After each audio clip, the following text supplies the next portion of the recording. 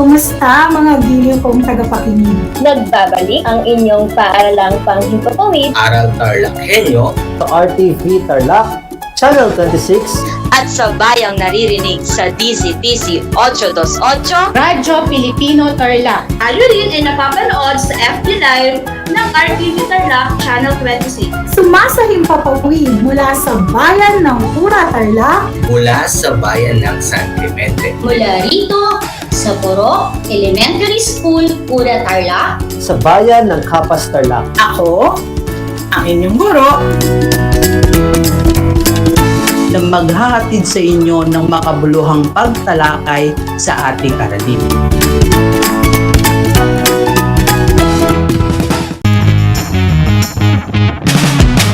I'm back! This is Orzi, your teacher broadcaster. Magandang araw mga kapantas!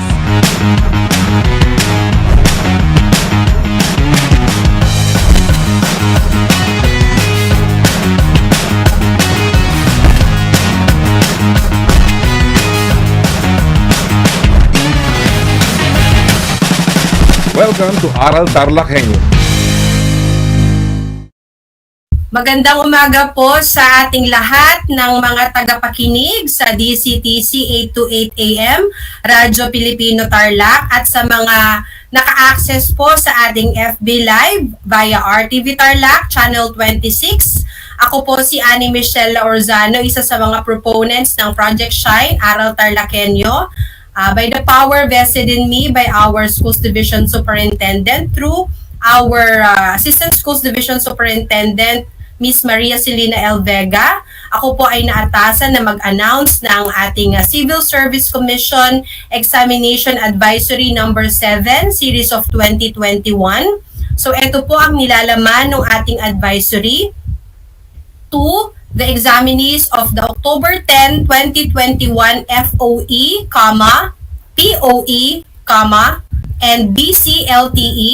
Ang subject po nito ay tungkol sa deferment of conduct of exam until further notice. So pagpapaliban po ng conduct ng examination until further notice. So ito po yung nilalaman.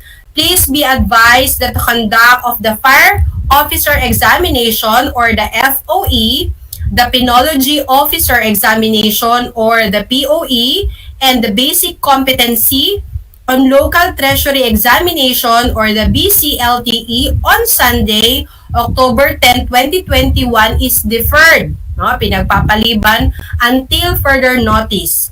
Said deferment is in view of the still unstable situation brought about by the COVID-19 pandemic.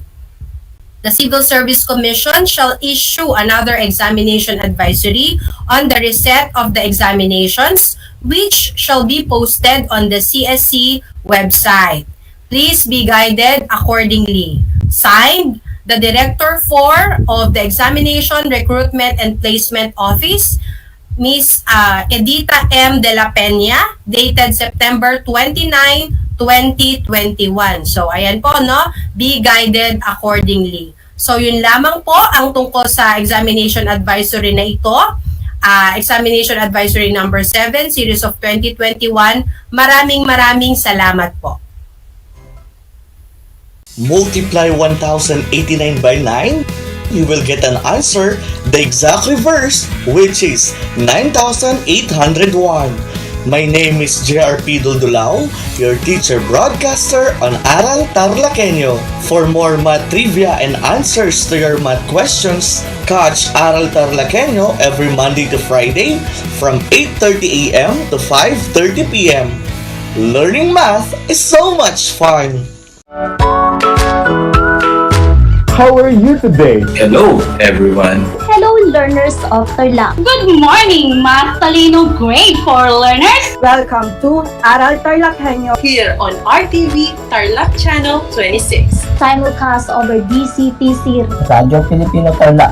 I'm Sir Glenn, your teacher broadcaster. Broadcasting live here at Paniki Tarlac. Remotely here in Concepcion Tarlac. Live here at Barangay Pedro Elquines, Mayantok, Tarlac. Broadcasting live from Ramos National High School. Your anchor teacher today for grade 9 mathematics. Your partner in education this time of pandemic.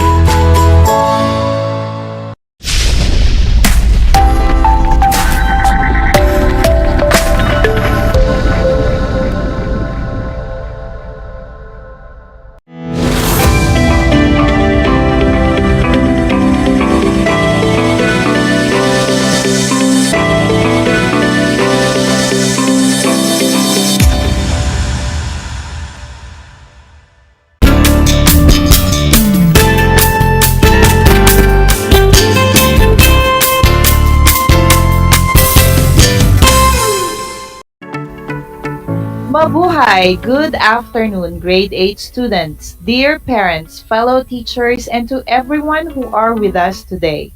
Welcome to Aral TarlakHenyo. What a wonderful day to start our English lesson. Come along with me in discovering and exploring the wonders of the English language. I'm teacher Odina Bermudez, your teacher broadcaster for today. For you to keep up with all the lessons in grade 8, tune in to RTV Tarlac Channel 26, simulcast on DZTC 828 and Aral TarlakHenyo live on Facebook and YouTube. Before we proceed, first, find a comfortable place where you can focus and study the lesson for today. Next, have your learning activity sheet ready. The lesson that we are focusing today is about using conventions to cite sources. Then make sure that you also have your English notebook and a pen with you. The lesson is taken from English Most Essential Learning Competencies with the objective, use conventions in citing sources. Let's start with a walkthrough of our lesson, starting with recalling the previous lesson, taking notes some keywords and the different conventions used to cite sources, applying what we have learned by answering practice exercises, and strengthening your understanding through homework activities.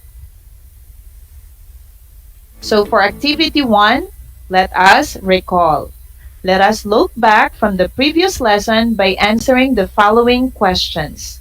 Write the letter of the correct answer on your answer sheet. Number 1. In doing your research paper, you have to make sure that you use information taken from reliable sources. So the underlined word is reliable. Letter A, common. B, intelligent. C, trustworthy. And letter D, understandable. The underlined word is reliable. Letter A, common. B, intelligent. C, trustworthy. And letter D, understandable. Let's go to number 2. Scholarly published articles are good sources of reliable information. The underlined word is scholarly. Here are the choices. Letter A, academically. B, professionally. C, timely. And letter D, wisely.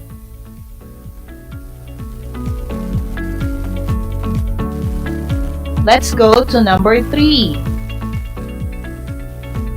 If you have taken an information from a certain website, do not forget to cite it in your paper as your source. The underlined word is cite. And here are the choices. Letter A, acknowledge. B, appreciate. Letter C, discuss. And letter D, underline. Are you ready for number 4? Here we go. Number 4. You can be easily accused of plagiarizing other authors' work if you will not cite your sources. So the underlined word here is cite. A, copying. B, repeating. Letter C, robbing. Or letter D, stealing.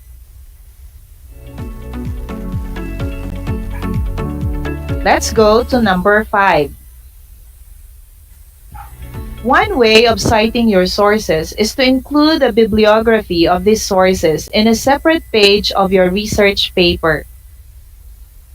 The underlined word here is bibliography. Here are the choices. Letter A, copy of other studies. Letter B, list of scientific research. Letter C, worksheet of different sources. And letter D, list of related sources of information.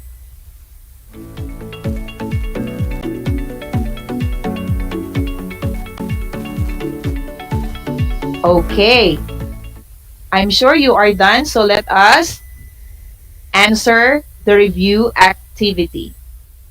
For number 1, the underlined word is reliable. It's letter C, trustworthy. For number 2, scholarly, it's academically. That's letter A. For number 3, cite, the answer is letter A, acknowledge. For number 4, plagiarizing, correct answer is letter D, stealing. And the last one, bibliography, it's letter D, list of related sources of information.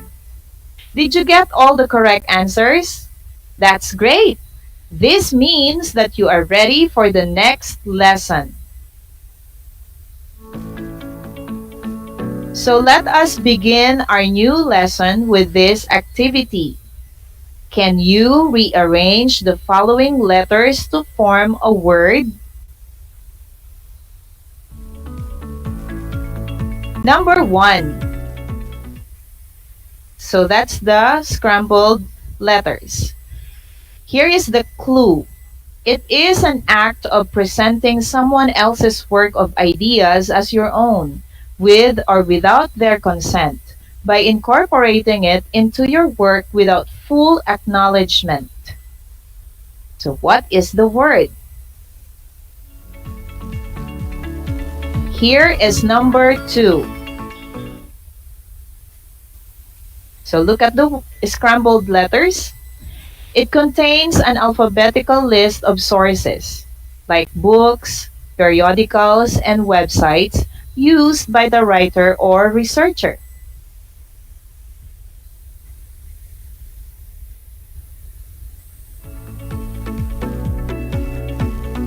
Okay, let us go to number 3.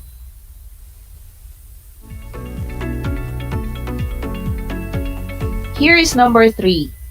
So that's the scrambled letters, and here is the clue. It is a formal reference to a published or unpublished source that you consulted and obtained information while writing your research paper. So what do you call this word? Okay, you're done. So let's go to number 4. Okay, here is the clue. It is a creative and systematic work undertaken to increase the stock of knowledge involving collecting, organizing, and analyzing of information to increase understanding of a topic or issue.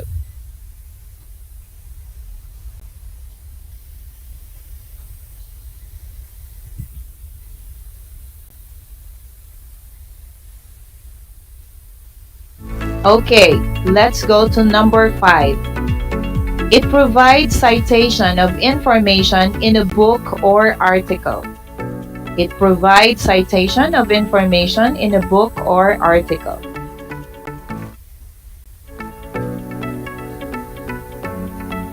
Are you done, students? It is now time to check your answers. For number 1, the correct answer is plagiarism. For number 2, bibliography. For number 3, citation. For number 4, it's research. And the last one, number 5, references. Were you able to rearrange all the letters correctly? Good job! Now we can move on to the next part of the lesson.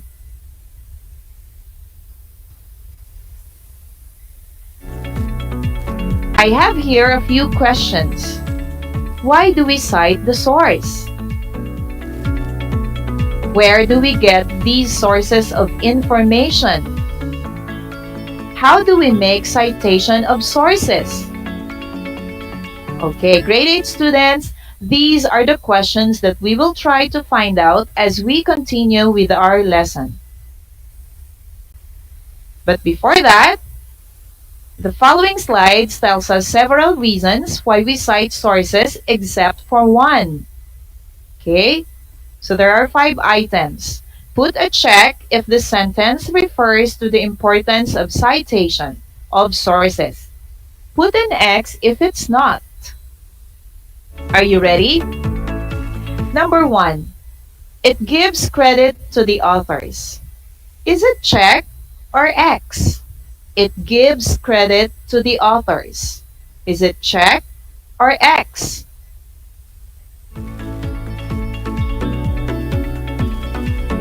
Let's go to number 2. Number 2.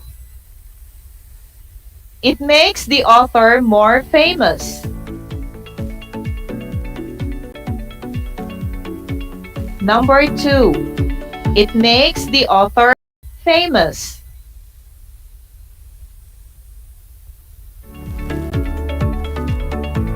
Okay, think about your answers. Is it check or X? For number 3, it shows the writer's credibility, referring to whether his or her sources are reliable. It shows the writer's credibility, referring to whether his or her sources are reliable. Is it check or X? Number 4. It prevents plagiarism, an act of stealing someone else's ideas and presenting them as your own. It prevents plagiarism, an act of stealing someone else's ideas and presenting them as your own. Okay, let's go to number 5. It provides the reader with more information about the source. For number 5, it provides the reader with more information about the source. Okay, we are now going to check your answers. For number 1, it's check. Okay, I see that Angel got the correct answer for number 1. For number 2, it's letter X.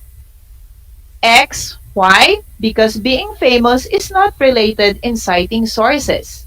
So I could see that there are 5 of you who got the correct answers. For number 3, it's check. Okay? For number 4, it's check. And for number 5, check. So from your comments, it seems that you all got the correct answers. Congratulations for you! Now that we have answered the question why we cite sources, now we will talk about how do we make citation to these sources. There are actually 3 main citation styles of formats. The first one is the APA. The second is MLA. And the third is CMOS or CMOS. As you can see, the APA is used for social and behavioral sciences, while the MLA is for literature and related subjects such as film and theater. Lastly, the CMOS style is used for academic fields like humanities and social sciences. Let us have a short journey with these 3 main citation styles. Okay, for number 1, the American Psychological Association, that's APA, okay, is usually being used for social sciences, behavior and social sciences. So below is an example of a book citation. See the author's name, you will see the author's name, De La Cruz J. The year it was published, that's 2020. The book title, Live the Life You Make, a compilation of life stories of modern day heroes. And also, the publishing house. It's Sinagtala Publishing House Incorporated. So, because there is the URL or e-text, this means that this book is an e-textbook. So this means that you can get this book either printed or online. Okay? So number 2, let us go now to MLA. MLA stands for the Modern Language Association. You have the author's name, De La Cruz Juan M., the title of the story, Life is What We Make It, and the title of the book, Bagong Bayani, and the year it was published. So that's 2019. Okay, the last one is the Chicago Manual of Style, or CMOS. It is cited this way. The author, De La Cruz Juan, title of the book, Living Life to the Fullest, An Extraordinary Life of an Ordinary Man. The place of publication, Tarlac City. The publisher, Bagong Bayani Press, plus the year it was published, it's 2009. In this lesson, we will follow the bibliography annotation standards specified in Chicago Manual of Style 17th edition. So there are 2 types of formats of sources of information. We have the print sources and online sources. So again, we will follow the Chicago Manual of Styles 17th edition. Let's start with the print sources. So the print sources are actually sources that have been published in printed format, such as books and periodicals. You can buy them usually in different bookstores. So let us have the first example, which is a book. So you start it with author's last name and first name, the title of the book, the subtitle, place of publication, name of publisher, and the year of publication. So take a look at the example. For books with one author, so you have the author's name, Lourdes Cruz, Language and Literature, Grade 8 Learners Textbook, Quezon City, Cruz Publishing House Incorporated, 2015. How about with books with 2 to 10 authors? Okay, so you are going to cite it this way. 2 or more authors should be listed in the order as they appear as authors, and not necessarily in alphabetical order. Okay, again, 2 or more authors should be listed in the order as they appear as authors, and not necessarily in alphabetical order. For sources with more than 10 authors, include only the first 7 in the bibliography followed by et al., a Latin phrase which means and others. So here is the example. So Cruz Lourdes, D. Armando, Perez Jose, and Rubio Nancy. So those are the authors. Language and Literature, Grade 8 Learners Textbook, that's the name of the book or the title of the book. Quezon City, place of publication. Cruz Publishing House Incorporated, that's the name of the publisher, and the year it's published is 2015. Now, how about if you cite a source from from just a chapter in a book? So it's very easy. So you have the name of the author, the title of the book, and then insert the pages where you took the information. So here in the example, you see pages 30 to 47. And then you're going to add the place of publication, the publisher, and the date that was published. Is it easy? Yes, it's very easy. You just have to follow the format. Now, we will go now to periodicals. What are periodicals? These are magazines, scholarly journals, newspapers, and newsletters published at regular intervals. So publication dates are essential when citing periodical sources. Let us have the journal as an example. So you have the author's last name, Juana Martinez, title of article, Distance Learning Amidst COVID-19, the journal title, Journal of Studies in Philippine Education. The issue is 10 number 2.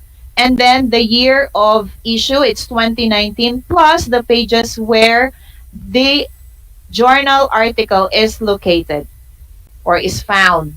Now, we will go now to the next one, which is newspaper. So you have the author's last name. It's Paraan Leonardo. The name of the news is Filipino Students Bags Trophy in International Quiz B. The name of the newspaper, Caraga Sinag Press, and the date or the year. It's July 17, 2018. How about with magazine? Author's last name and first name. It's Alice Bothea. Finding new hobbies in time of quarantine. Young Mind Creatives. Okay, so Finding New Hobbies is the title of the article. The magazine title is Young Mind Creatives and the date is June 2020. Let us go now with online sources. So students, you have the learning activity sheet. You can again review the site, how to cite these sources of information. So for online sources, these are actually materials of information taken from the internet, or other terms we use is electronic sources, web sources, internet sources. Let us start with website. So you have the author's last name, Orculio Ramon Jr., page title, Solid Faith, the website title, Department of Education, Caraga Region, the published date, June 2, 2020, and the access date, okay? The published date or access date, so that's different, okay? Plus the URL. How about for ebook? For ebook, you have to follow the author's last name and first name. Solis, Anna May, De La Cruz, Christopher, Dizon, Jane. Okay, for the title of the book, it's How to Improve Your Reading Skills, Manila. The name of the publisher, it's Tim's Publishing Company. Year of publication, 2018, and the format. If it's an e-publication, then you say EPUB. If it's an e-textbook, you say e-textbook. If it's from Kindle, you just have to write Kindle or PDF, or just specify the URL. For number 3, online journal, so you have the author's name, first name, article title, journal title volume, plus the number of issue and the year, page range of article, URL of journal article or web page, or just the name of database. So look at the presentation. Let's go now for number 4. So we have the online newspaper and magazine. Author's last name, first name, article title, and the newspaper magazine. Okay, let us go now to the application. We will only have the first 2 numbers. Let us answer the following exercises to see how well you understood. You're going to fill in the missing information to complete the format of each source. You are going to choose the letter of the correct answer from the box. So for number 1, there's a missing information here. You're going to choose the answers from the box. So Burgos Charity and Nolioga Mart, blank, Cebu Tamaraw Publishing Incorporated, 2015. So what could be the missing information?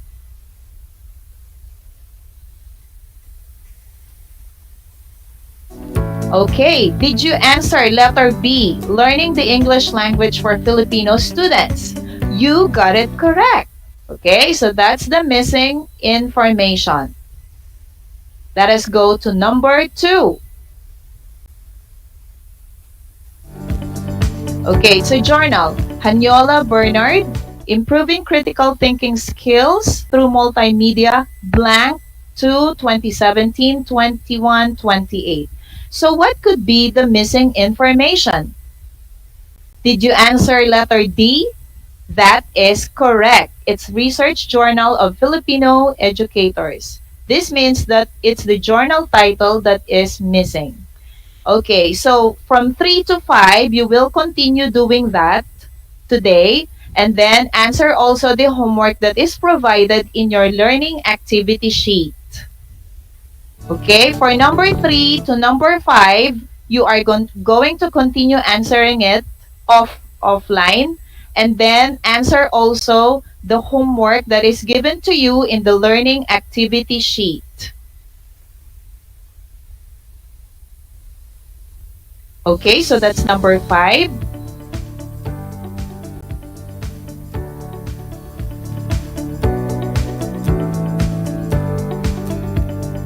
Okay, so let's go now to the post-listening and viewing activities. So you are going to arrange and write the following list of sources or references to form a correct bibliography. Write your answer on your English book. I'm going to finish by saying, education breeds confidence, confidence breeds hope, and hope breeds peace. Good afternoon. Thank you for listening and watching. Goodbye.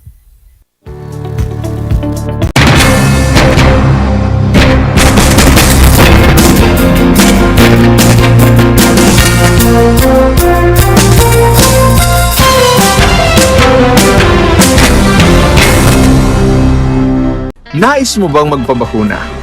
Alam mo bang may mga tinatawag na priority eligible groups? Sa bawat priority group, may mga sektor na nakahanay. Kung ikaw ay kabilang dito, wag nang magdalawang isip pa. Halina't magpabakuna na. Ngayong Hunyo, sisimula na ang pag-rollout ng mga bakuna sa A4 group. Kabilang sa A4, ang essential frontliners tulad ng mga sumusunod. Mga nagtatrabaho sa pribadong sektor na nasa labas ng kanilang mga tahanan. Mga nagtatrabaho sa mga ahensya ng gobyerno, GOCCs at local government units. Mga nagtatrabaho sa mga informal na sektor sa labas ng kanilang mga tahanan. At mga nagtatrabaho sa mga pribadong tahanan. Kaya kung ikaw ay kabilang sa grupong ito, tumawag o makipag-ugnayan sa inyong LGU at sa inyong kumpanya upang malaman ang mga detalye tungkol sa inyong vaccination program, katulad ng petsa, oras at lugar kung saan ka magpapabakuna. Humingi ng medical clearance sa inyong doktor kung ikaw ay may autoimmune disease, HIV, cancer, malignancy, dumaan sa organ transplant, kasalukuyang dumadaan sa steroid treatment o nakaratay sa higaan. Huwag kalimutan ang iyong proof of eligibility o mga dokumentong nagpapatunay na ikaw ay kasama sa priority group na ito. Huwag din kalimutang dalhin ang iyong government ID, pati na ang face mask, face shield, sanitizer at ballpen bago ang iyong vaccination. At paalala, pagkatapos ng pagbabakuna, huwag mag-atubiling magtanong na makaragdagang impormasyon tungkol sa bakuna na ginamit sa iyo. Hingin at itago ang contact information ng personnel na tatawagan kung sakaling ikaw ay makaramdam ng seryosong side effects. Huwag ring kalimutan ang vaccination card at alamin ang petsa ng iyong second dose ng pagbabakuna. Higit sa lahat, ugaliin pa ring sundin ang minimum public health standards tulad ng wastong paghuhugas ng kamay, pagpapanatili ng safe physical distancing at pagsusuot ng face mask at face shield. Ano pang hinihintay mo? Tara na sa Vida Vaccination!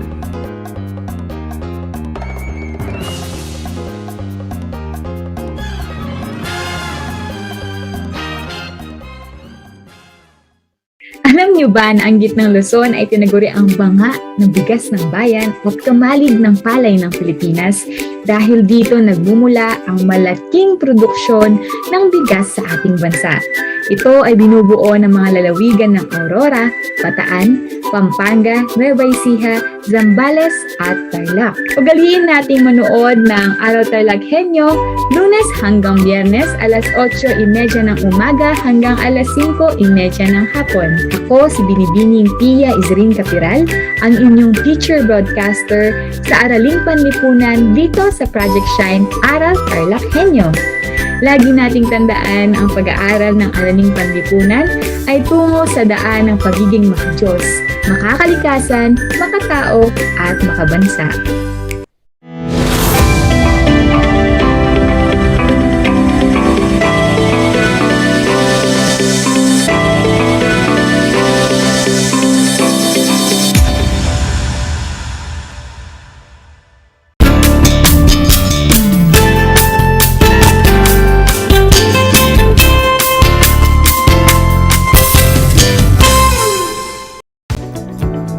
Welcome sa ating Aral TarlakHenyo sa Schools Division of Tarlac Province, sa RTV Tarlac Channel 26 at DZTC Radio Filipino Tarlac. Magandang araw! Naririto tayo, nagsisikap at nagpupunyagi upang maging makadiyos, makatao, makakalikasan at makabansa. Kumusta kayo mga ginigilo kong mag-aaral? Ang aking pagbati at paghanga sa inyong masidhing pagpupunyagi sa patuloy na pag-aaral sa himpapawid upang matuto sa kabila ng hamon ng pagkakataon ang COVID-19 pandemic. Ako nga pala ang inyong guro sa Araling Panlipunan Grade 8, si Ginoong Michael Francis P. Rocha, upang samahan at gabayan kayo upang maunawaan ang nilalaman ng ating aralin na Heograpiyang Pantao. Sa lahat po ng mga magulang at mag-aaral sa ikawalong baitang na kasalukuyang nakasubaybay sa ating live broadcast, kung meron po kayong mga katanungan at nais o mga nais linawin ukol sa ating paksa sa ngayong araw, ay maaari po kayong mag-text sa aking numero na 0915-358-8291. Kaya, text na. Mga gilo kong mag-aaral, ipinapaalala kong muli ang ating kasunduan bago natin simulan ang ating talakayan. Una, siguraduhin na kayo ay nasa komportableng lugar habang nakasubaybay sa ating Aral TarlakHenyo. Pangalawa, ihanda ang inyong module, papel at ballpen na gagamitin sa pag-aaral. At panghuli, iwasan ang paggawa ng ibang bagay at ituon ang isarili sa paksang tatalakay. Batid ko na kayang-kaya niyong gawin ang mga ito. Balikan muna natin ang paksang tinalakay noong nakaraang araw. Makikita ninyo sa ating screen ang isang puzzle. Sa loob ng puzzle na ito ay may 5 salitang may kaugnayan sa natatanging kultura ng mga rehiyon, bansa, at mamamayan sa daigdig. Para sa balik-aral natin, ihanda ang inyong sagutang papel, ballpen at isulat sa sagutang papel ang 5 salitang may natatanging kaugnayan sa natatanging kultura ng mga rehiyon, bansa at mamamayan sa daigdig. Handa na ba kayo? Kung ganon, magsimula na tayong hanapin ang 5 salita.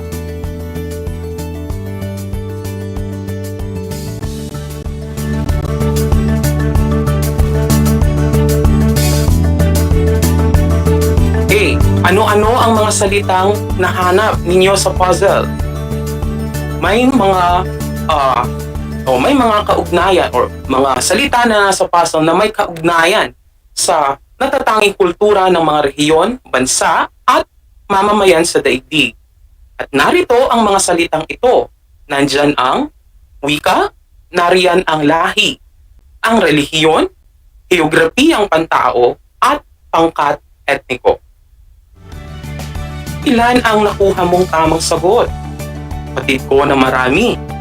Kung hindi naman, ay may pagkakataon ka pang bumawi sa mga susunod pa nating mga gawain.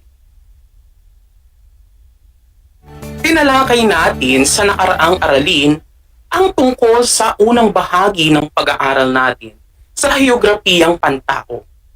Ang paksang ito o sa paksang ito, nagkaroon tayo ng malinaw at malawak na kaalaman tungkol sa heograpiyang pantao o heograpiyang kultural. Tinalakay din natin ang mga tungkol sa wika at relihiyon. Kung sa nakaraang talakayan, tinalakay ang tungkol sa unang bahagi ng pag-aaral natin sa heograpiyang pantao, ngayon ay handa na ba kayo sa bago nating aralin? Game na ba kayong mag-aral at matuto? Dito lamang sa Aral TarlakHenyo.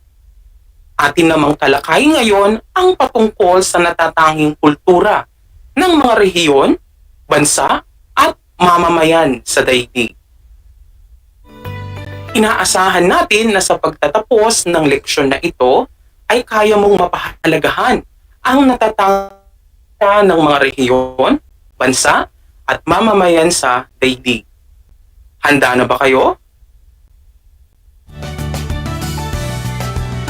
Pero bago natin simulan ang ating talakayan ay magkaroon muna tayo ng kalinawan ukol sa salitang kultura.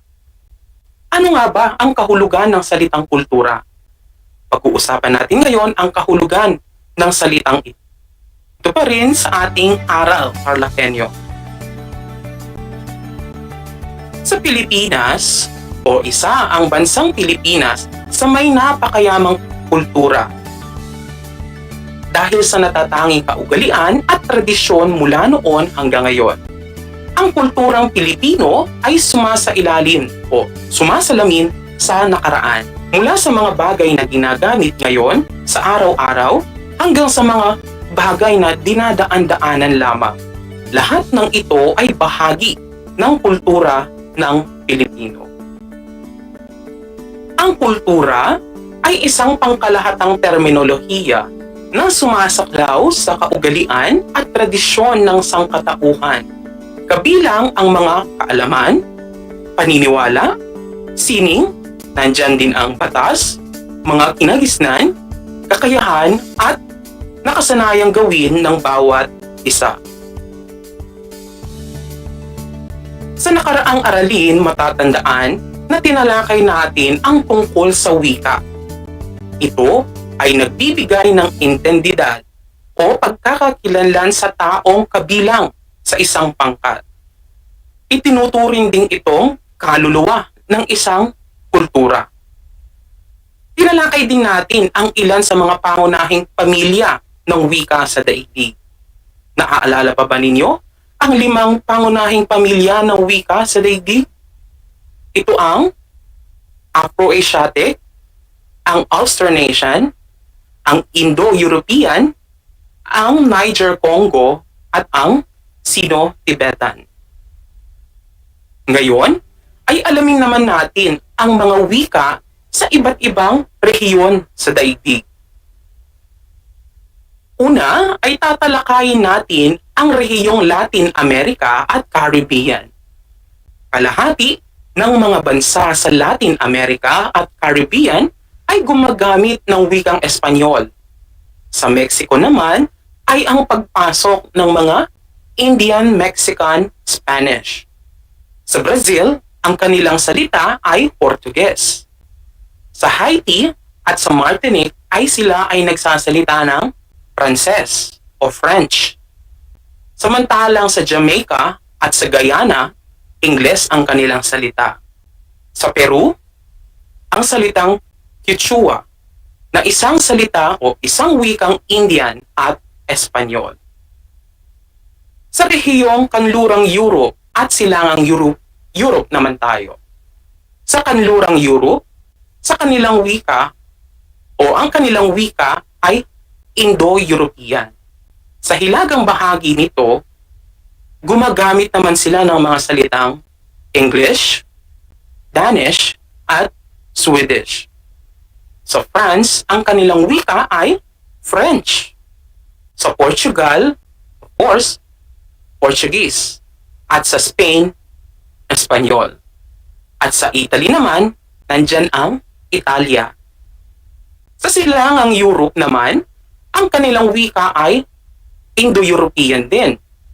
German naman sa iilang lugar sa rehiyon. Ang mga bansang Russia, Poland, Bulgaria, Serbia, Croatia, Slovenia at Macedonia ay gumagamit din ng salitang Indo-European. Dumako naman tayo sa rehiyong Hilaga, Gitnang Silangan at Sub-Saharan Africa. Sa Hilaga at Gitnang Silangan ng Africa, natuto ng Muslim ang mga hindi Arabong yumakap ng Islam. Afro-Asiatic Arabic ang kanilang gamit. Sa Israel naman, ang kanilang salita ay Hebrew. Sa Timog Morocco at Algeria ay gumagamit ng salitang Berber. Sa Turkey at sa Cyprus ay gumagamit naman sila ng Turkish language. Sa Iran naman ay Persian. Ang wikang Pranses at Espanyol ay ginagamit sa mga transaksyon sa gobyerno at negosyo sa bansang Morocco. Sa Sub-Saharan Africa ay gumagamit ng wikang African, Afro-Asiatic at Indo-European. Pinakamaraming tao ang gumagamit ng wikang African. Ang pinakamalaking pangkat sa Central, Silangan at Timog na bahagi ng rehiyon ay gumagamit ng wikang Bantu. Sa hilagang kanluran ng Sub-Sahara naman ay gumagamit ng mga salitang Arabic at Berber. Sa Timog Africa naman ay wikang Indo-European, Ingles at African. Sa rehiyong Timog Asya, ang kanilang wika ay Hindu, Urdu at Bengali. Sa bansang Nepal at Sri Lanka naman ay gumagamit ng wikang Nepali at Sinhalasi. Wikang Hindi, ang mga salita sa halos kalahati ng populasyon ng India na mga taga-Hilaga at Central India. Wikang Ingles o ang wikang Ingles ay popular din sa India dahil sa naging impluensya ng Great Britain sa kanila. Urdu naman ang gamit ng mga tao sa Pakistan. Dravidian naman ang gamit ng 1/5 na populasyon ng mga tao sa Timog India at hilagang bahagi ng Sri Lanka. Atin naman ngayon talakayin ang mga wika sa Silangang Asya. Ang wikang ginagamit sa Silangang Asya ay Sino-Tibetan. Okay?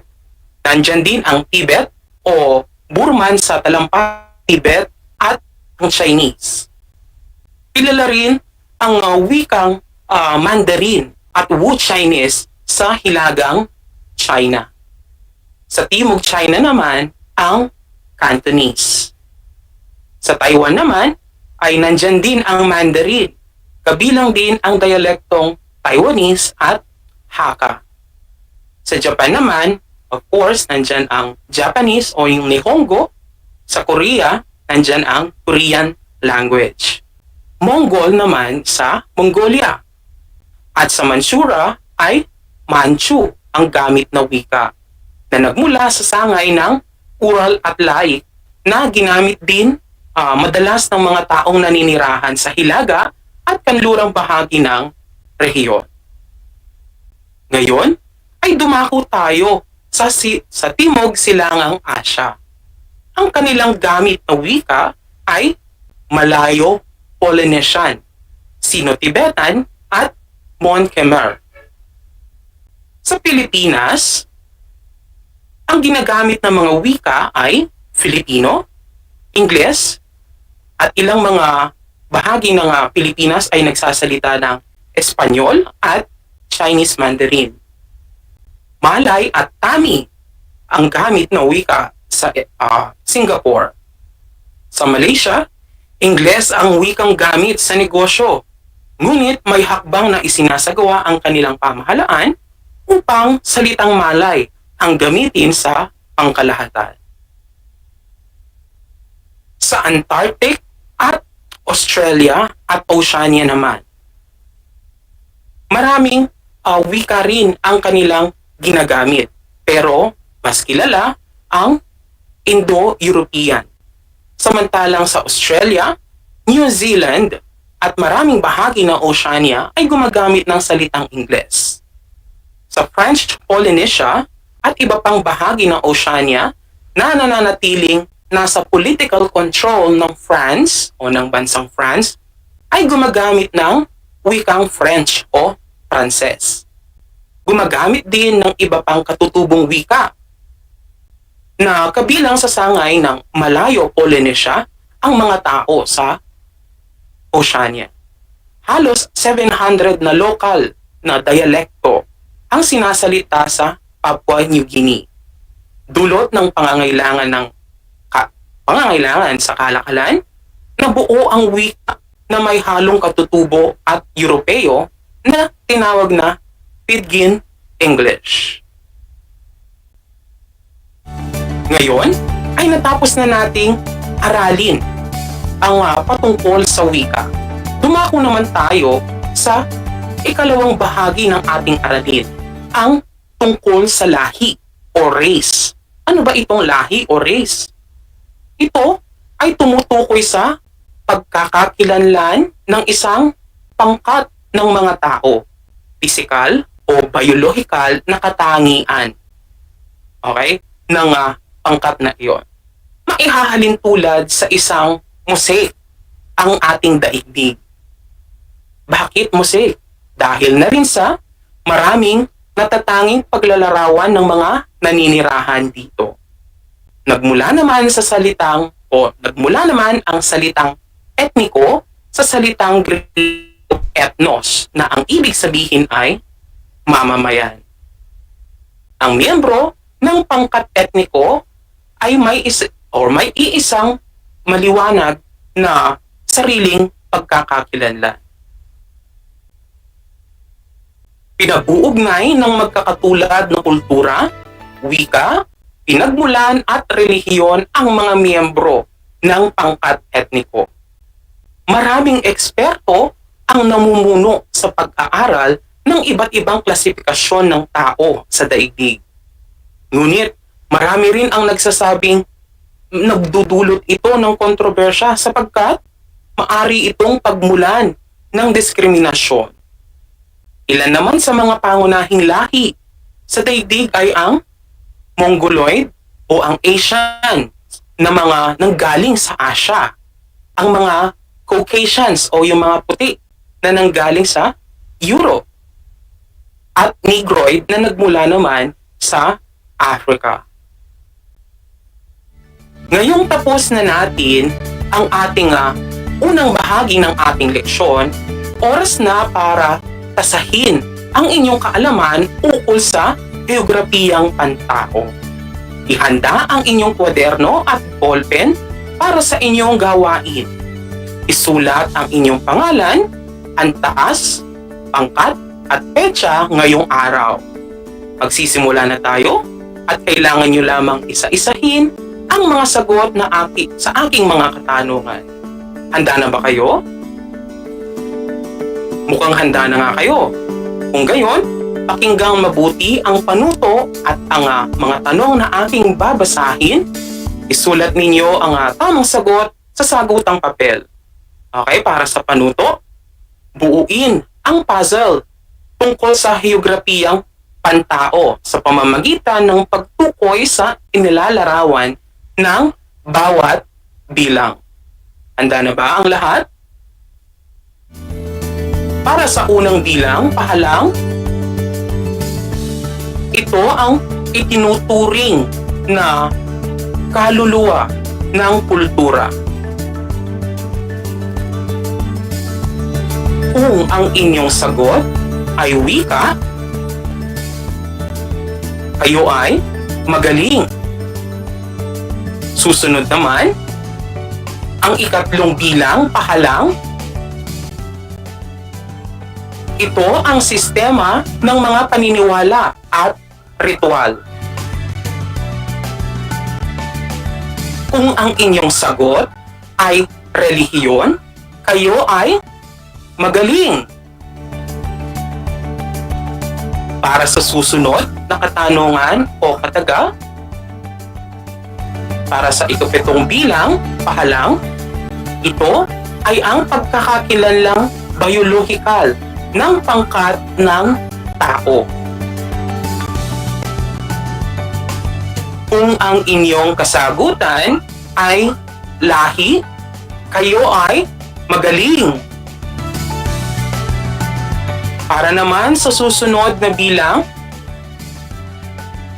ang ikasyam na bilang, pahalang, ito ang pamilya ng wikang Filipino.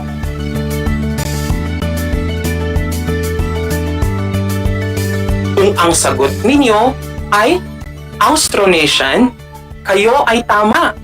Lubhang napakagaling naman talaga. Susunod na bilang, ika-10 pahalang. Ito ang matandang relihiyong umunlad sa India.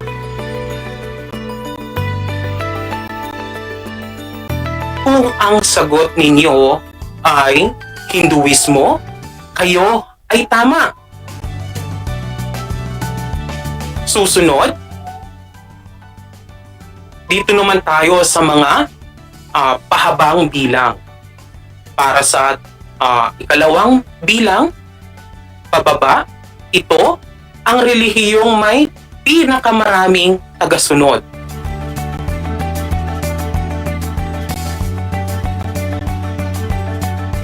Ano ang inyong kasagutan? Kung ang inyong kasagutan ay Kristyanismo, abay, napakagaling talaga. Susunod, para sa bilang pang-4, pababa, ito ang pamilya ng wikang may pinakamaraming taong gumagamit. Ulitin ko, ito ang pamilya ng wikang pinakamaraming taong gumagamit. Ano ang kasagutan ninyo? Okay, kung ang kasagutan ninyo ay Niger, Congo, kayo ay magaling. Susunod na bilang, para naman sa bilang 5 pababa, ito ang salitang ugat ng relihiyon. Ano ang salitang ugat ng relihiyon?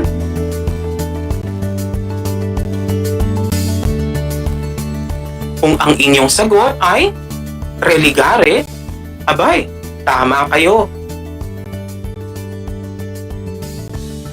Susunod, ang tanong sa ika-6 pababa, ano ang salitang Greek ng mamamayan? Ano ang salitang Greek ng mamamayan?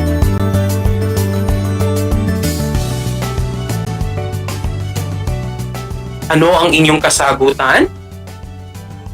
Okay, at kung ang sagot ninyo ay ethnos, kayo ay tama. At para sa panghuling kasagutan or katanungan, ang bilang 8 pababa, ito ang pangkat ng tao na may iisang kultura at pinagmulan. Ulitin ko, ito ang pangkat ng tao na may iisang kultura at pinagmulan. Ano ang inyong kasagutan? Kung ang sagot ninyo ay etniko, aba naman, talagang napakagaling ninyo.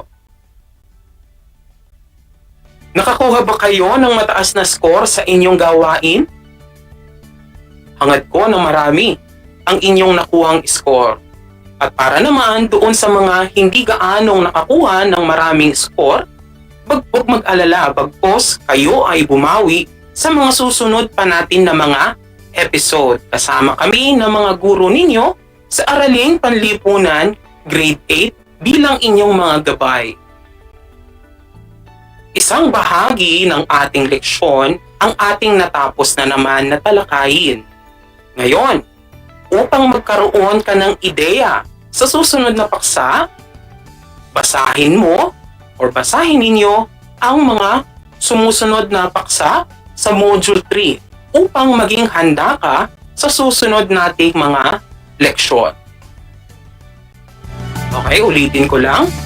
Module 3 para maging handa ka sa susunod nating leksyon.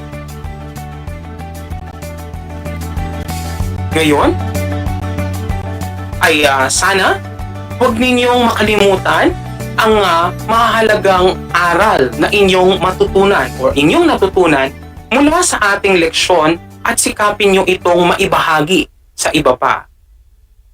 Okay? Ngayon, inaasahan ko na kayo'y natuto sa ating talakayan sa araw na ito.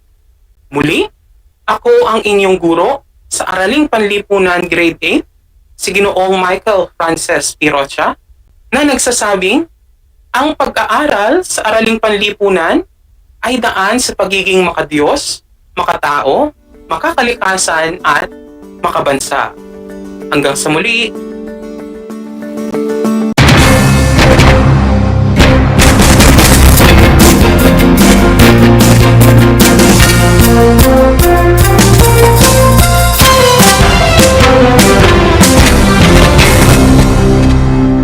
Magandang umaga po sa ating lahat ng mga tagapakinig sa DCTC 828 AM, Radyo Pilipino Tarlac, at sa mga naka-access po sa ating FB Live via RTV Tarlac, Channel 26.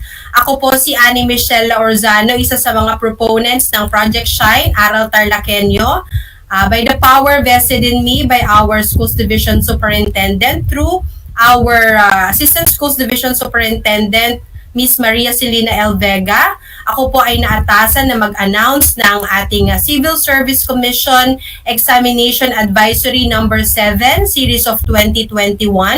So ito po ang nilalaman ng ating advisory to the examinees of the October 10, 2021 FOE, POE, and BCLTE. Ang subject po nito ay tungkol sa deferment of conduct of exam until further notice. So pagpapaliban po ng conduct ng examination until further notice. So ito po yung nilalaman. Please be advised that the conduct of the Fire Officer Examination or the FOE, the Penology Officer Examination or the POE, and the Basic Competency on Local Treasury Examination or the BCLTE on Sunday, October 10, 2021 is deferred, pinagpapaliban until further notice. Said deferment is in view of the still unstable situation brought about by the COVID-19 pandemic. The Civil Service Commission shall issue another examination advisory on the reset of the examinations, which shall be posted on the CSC website. Please be guided accordingly. Signed, the Director 4 of the Examination Recruitment and Placement Office, Ms. Edita M. de la Peña, dated September 29, 2021. So, ayan po, be guided accordingly. So, yun lamang po ang tungkol sa examination advisory na ito. Examination Advisory Number 7, Series of 2021.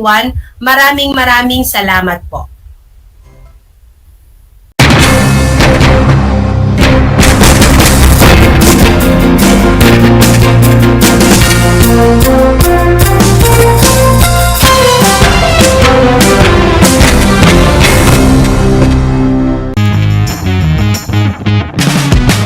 I'm back!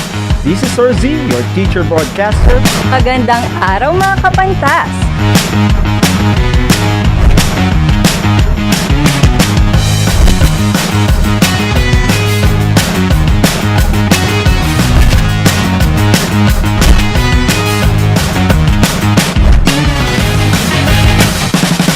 Welcome to Aral TarlakHenyo.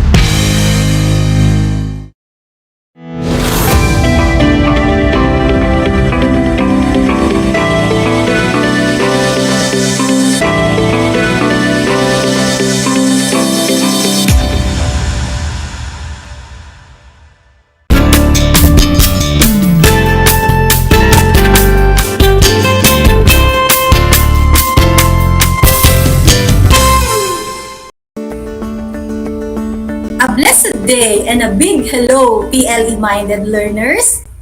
Welcome to another fun and exciting learning at Aral TarlakHenyo here on RTV Tarlac Channel 26.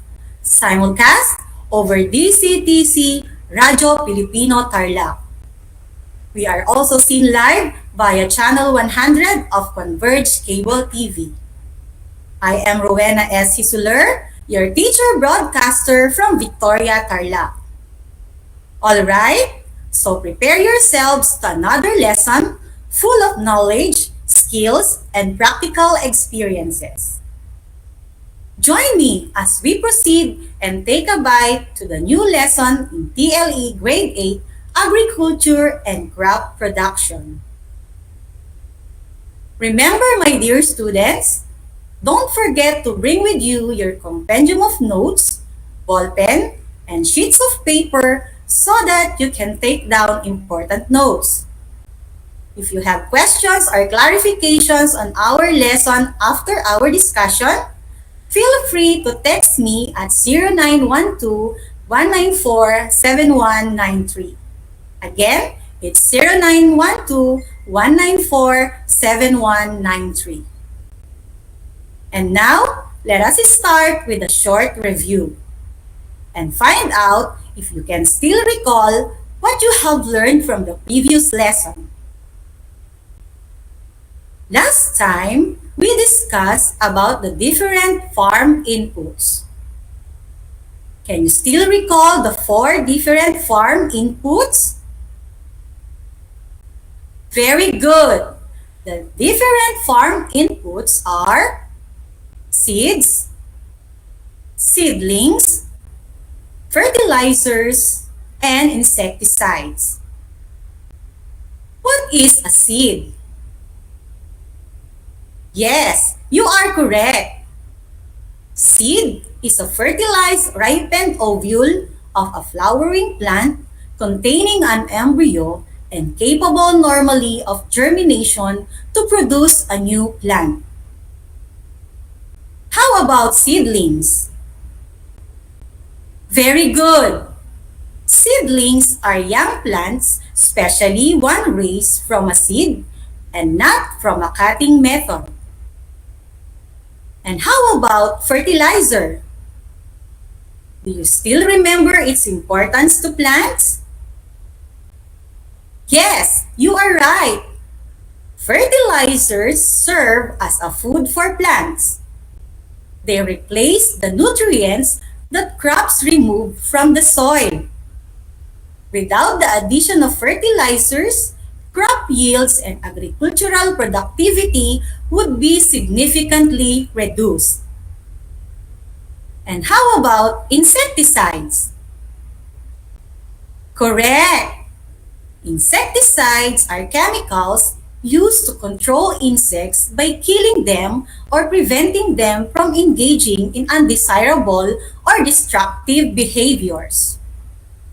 I am so glad that you are able to remember our previous lesson. Again, the 4 different farm inputs are seeds, seedlings, fertilizers, and insecticides. Before we proceed to our lesson for today, let's play a game. The game is called as Picture Gallery. You will arrange the jumbled letters to form a word or words based on the given images. You can type your answer at the comment section. Are you ready, learners? Let's begin. This is the first image. These are the clues. It is composed of 2 words. The first word is V and the second is F. The first word has 9 letters and the second has 7. What words are these? Yes, you are correct. The answer is vegetable farming. How about the second picture? It has 2 words and begins with L and O. Both of the 2 words are composed of 3 letters.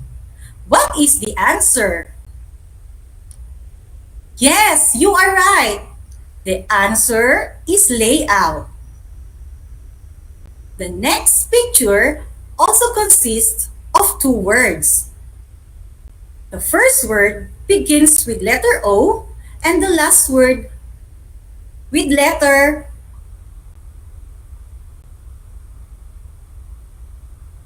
with letter F. What is the answer? Excellent! The answer is orchard farm. I'm sorry. Did you get all the correct answers? Give yourselves a clap for a job well done. Learning is really fun in TLE. Based on the pictures that had been grown, our topic for today is all about interpreting plans and drawings, specifically layout garden plots. At the end of the lesson, you will be able to identify farm plans and layouts according to crop being grown. Follow planting system and practices strictly according to approved cultural practices. Draw or illustrate farm layout according to crop being grown. Before we continue, please remember the following definition of terms. Number 1, layouting. It is the act of locating the position of plant in the orchard. Orchard. It is a piece of land planted with fruit trees. Vegetable farming. It refers to the growing of vegetables for human consumption or trade locally. Monocropping. It is the agricultural practice of growing a single crop year after year on the same land. Intercropping. It is the cultivation of 2 or more crops simultaneously in the field. Now, let us check if you know how to interpret plans and layouts. Using the plan layout, let us make an interpretation by answering the given questions. Question number 1. What is the area of the land? As we all know, in getting the area, we multiply the length by its width. What is your answer? Very good! The area of the land is 42 square meters. Question number 2. How many rows are there in the area? Correct! There are 6 rows in the area. Question number 3. How many plants are there in a row? Very good! There are 5 plants in each row in the area. Question number 4. How many plants are there in the area? That's correct. There are 30 overall plants in the area. If you get all the right answers, very good. But if it's not, it's okay because the purpose of this activity is just to help you link to the concepts and to give an idea that you need to understand in our discussion later on. Are you ready, dear students? What does the picture show? Yes, you are correct. Farmer is thinking on how he will arrange his crops. Because planning is important on any work to be done, especially when money is involved. A businessman or a farmer has to be cautious, so plans should be present to prevent disarray on what will happen in your crop production farm. What are the common knowledge that are essential in creating a plan for your farm? Very good. The common knowledge in creating a plan are measurement, basic computation, and drawing skills. Now, let us discuss the farm layout. Farm layout is the preparation of land and creative planning on how to cultivate properly the different types of plants, whether vegetables or orchard farm. What should we consider in planning a farm layout? There are three things that we need to consider in planning a farm layout. They are the site assessment and selection, the types of plants, and the arrangement of the plants. Site assessment and selection. An on-site assessment of a farm is necessary so that a map can be drawn of the property's topography, boundaries, soil, water resources, so a farm business plan can be formulated. In site assessment and selection, we need to consider the following which are relevant for our plan. Number 1 is the buffer zone.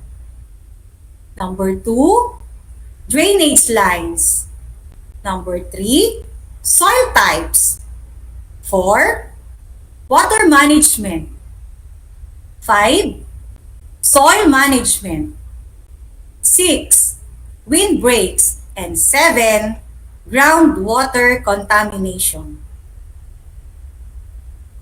Let us look closely on the considerations that we should bear in mind before making a farm plan and how they can contribute in making a farm layout. The buffer zone. It intercepts and filters farm chemical and nutrient runoff. Drainage lines. Drainage ensures that the soil is properly aerated. If you have excess or standing water, it can choke your crops. Drainage reduces soil and nutrient loss runoff and can help avoid soil erosion. Groundwater contamination. It is any contamination of the groundwater by pollutants that can affect your farm business operations. Soil type. This needs to be suitable for the crop being grown. Knowing the type of soil we have will help you determine the type of crop we can plant. Wind breaks. It involves screening of property, especially with trees, which prevents many complaints about farm activities. It also prevents the movement of dust, sprays, pests, and noise to adjoining area. Soil management. In order to prevent soil erosion, we need to provide good and install grass drainage, waterways in conjunction with fields designed to prevent erosion from irrigation and heavy rain. Water management. Water supplies must be able to meet the needs of the crops in periods of drought. The second thing we need to consider also is the type of plants we plan to grow in our farm. Designing a farm layout still depends on the type of plants. After knowing the type of plant we want to grow, the third thing we need to consider is the arrangement of these plants because we will make plans for vegetables and orchard farm. Can you identify the difference between a vegetable farm and an orchard farm? Well, let's go to the farm. Identify each picture if it pertains to a vegetable farm or an orchard farm. You can type your answer in the comment section. What is in the first picture? Correct. It is an orchard farm because it grows trees. What about in the second picture? You're right. It is a vegetable layout because it is planted with vegetables. Did you get all the answers correctly? Let's continue. In planning a farm layout, the arrangement of the plants is very important. The most conventional horizontal farming or garden is row planting. It is a practice in most crops, whether in fruit trees or vegetable, that is seeded, transplanted, or grown from monocropping and multiple cropping. Row planting is a system of growing crops in linear pattern in at least one direction. The crops are either arranged in equidistant rows or in multiple rows. The common row planting arrangement for fruit trees are square system. The trees are planted in four corners of square, keeping the same distance between rows and from plant to plant in the same row. Rectangular system. The trees are planted in the same way as in a square, except that the distance in between rows will be more than the distance of the plants in the same row. Quincunx or diagonal system. The number of trees planted in the same area is almost double, but the distance between the trees is much reduced. Another row planting arrangement of fruit trees or orchard farm is hexagonal system, wherein the trees are planted at the corners of an equilateral triangle. The last row planting is the contour system, wherein contour lines themselves become the rows and mark at the row-to-row distance. Those are the different row planting arrangement. Now, let's put them together. In order to make a farm layout, we need to consider the following. Site assessment or selection, where we need to consider also the buffer zone, the drainage lines, soil type, windbreaks, soil management, and groundwater contamination. We need to consider also the types of plants, whether it is a vegetable or fruit tree. All of the plants follow row planting, but they can be planted in different row planting arrangement. Let us see if you remember the lesson that we discussed. Now, my dear students, I would like you to get a sheet of paper for a short quiz. Activity number 1. Identify the following farm layout. Number 1. Is it a contour system or a square system? Number 2. Is it a quincunx or diagonal system? Or rectangular system? Number 3. Is it an hexagonal system or a square system? For activity letter B, identify what is being described in the following sentence. I will read each question twice and write the letter of your answer in your answer sheet. Number 1. It is the most conventional horizontal farming or garden. Letter A, contour system. Letter B, irrigation. Letter C, quincunx or diagonal system. And letter D, windbreaks. Again, it is the most conventional horizontal farming or garden. A, contour system. B, irrigation. C, quincunx or diagonal system. And letter D, windbreaks. Number 2, it is the preparation of land and creative planning on how to cultivate properly the different types of plants, whether vegetables or orchard farm. Letter A, water management. Letter B, windbreaks. Letter C, farm layout. And D, soil management. It is the preparation of land and creative planning on how to cultivate properly the different types of plants, whether vegetables or orchard farm. Letter A, water management. Letter B, windbreaks. Letter C, farm layout. And letter D, soil management. Number 3, it is the agricultural practice of growing a single crop year after year on the same land. Letter A, monocropping. Letter B, intercropping. Letter C, vegetable farming. Letter D, orchard farming.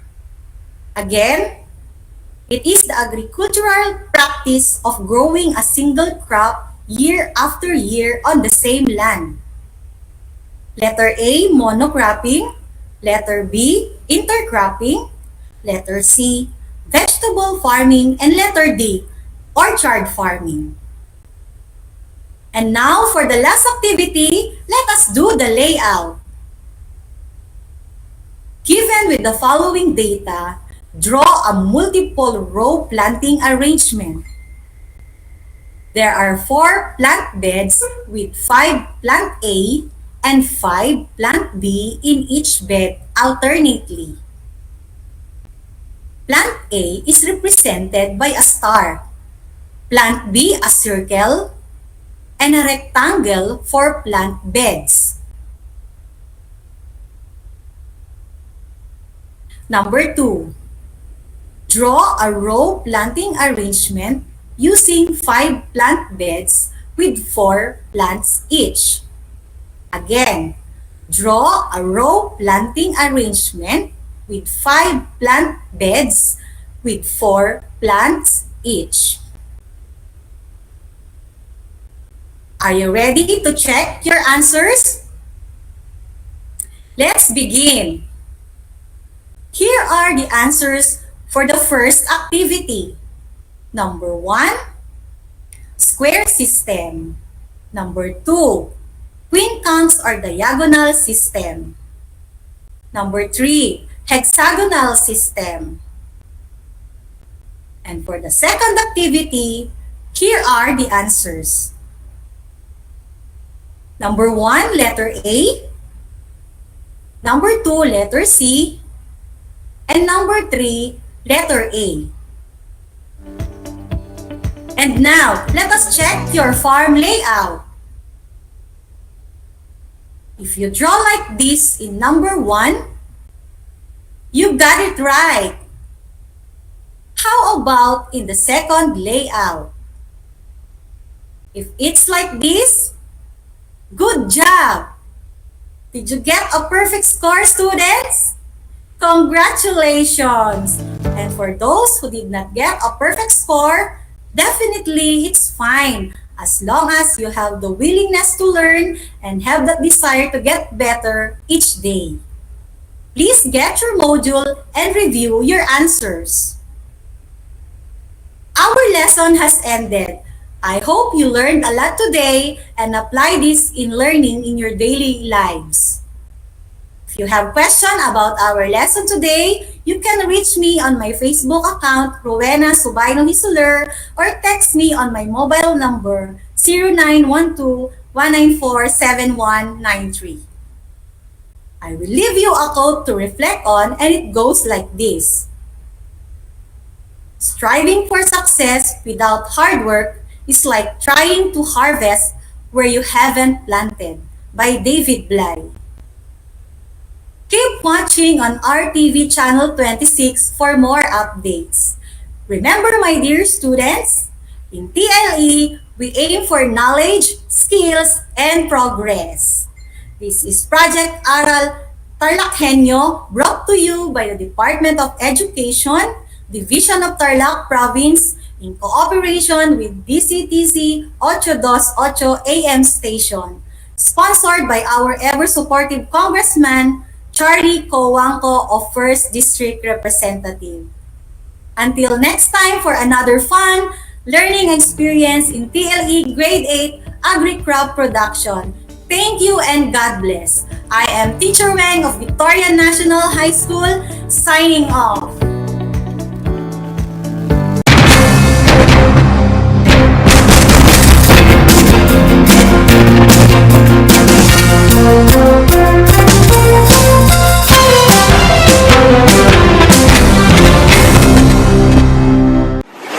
Kabahagi mo Radyo Pilipino.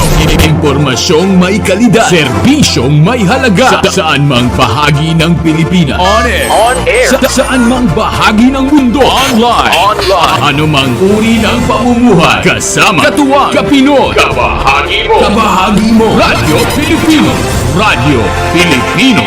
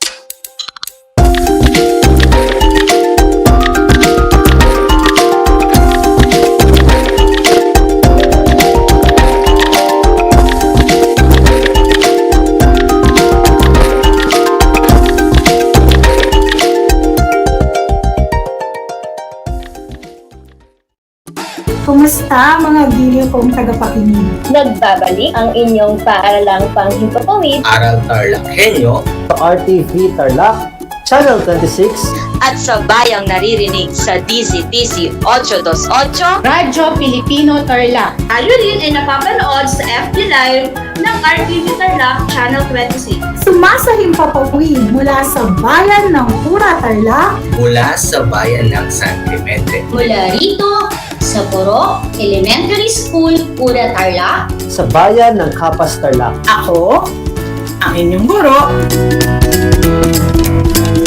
na maghahatid sa inyo ng makabuluhang pagtalakay sa ating aralin.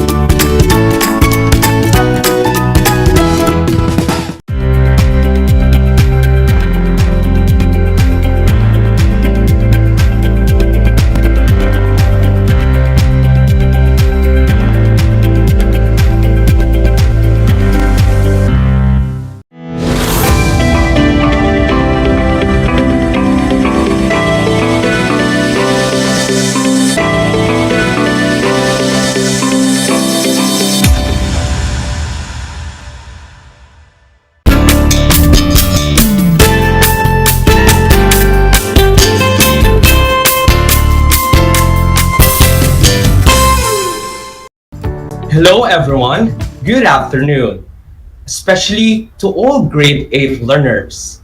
Welcome to Aral TarlakHenyo here on RTV Tarlac Channel 26, simulcast over DZTZ Radio Filipino Tarlac. I am Sir Michael Garcia, your teacher broadcaster for Music Grade 8, live broadcasting at Pura Tarlac. Join me as we learn together in this 25 minutes of meaningful discussion. I just want to tell some gentle reminders. Make sure that you are in the most comfortable place while tuning into our live stream, television, and radio station. Also, make sure that you have a copy of your learning module and learning activity sheet in grade 8 music for the first quarter to better understand our lesson for today. Today's episode is just a continuation of the lesson about the instrumental music of Southeast Asia. Before we formally discuss our lesson for today, let us first look back on the lesson we had during the first part of the instrumental music in Southeast Asia. Let us have a recap on the lesson with your paper and pen. Identify each picture and classify the instrument or ensembles according to the country it belongs. You may write your correct answers, or you may comment your answers on the comment section on our RTV Tarlac Facebook Live. Are you ready? Let's begin. Number 1 picture.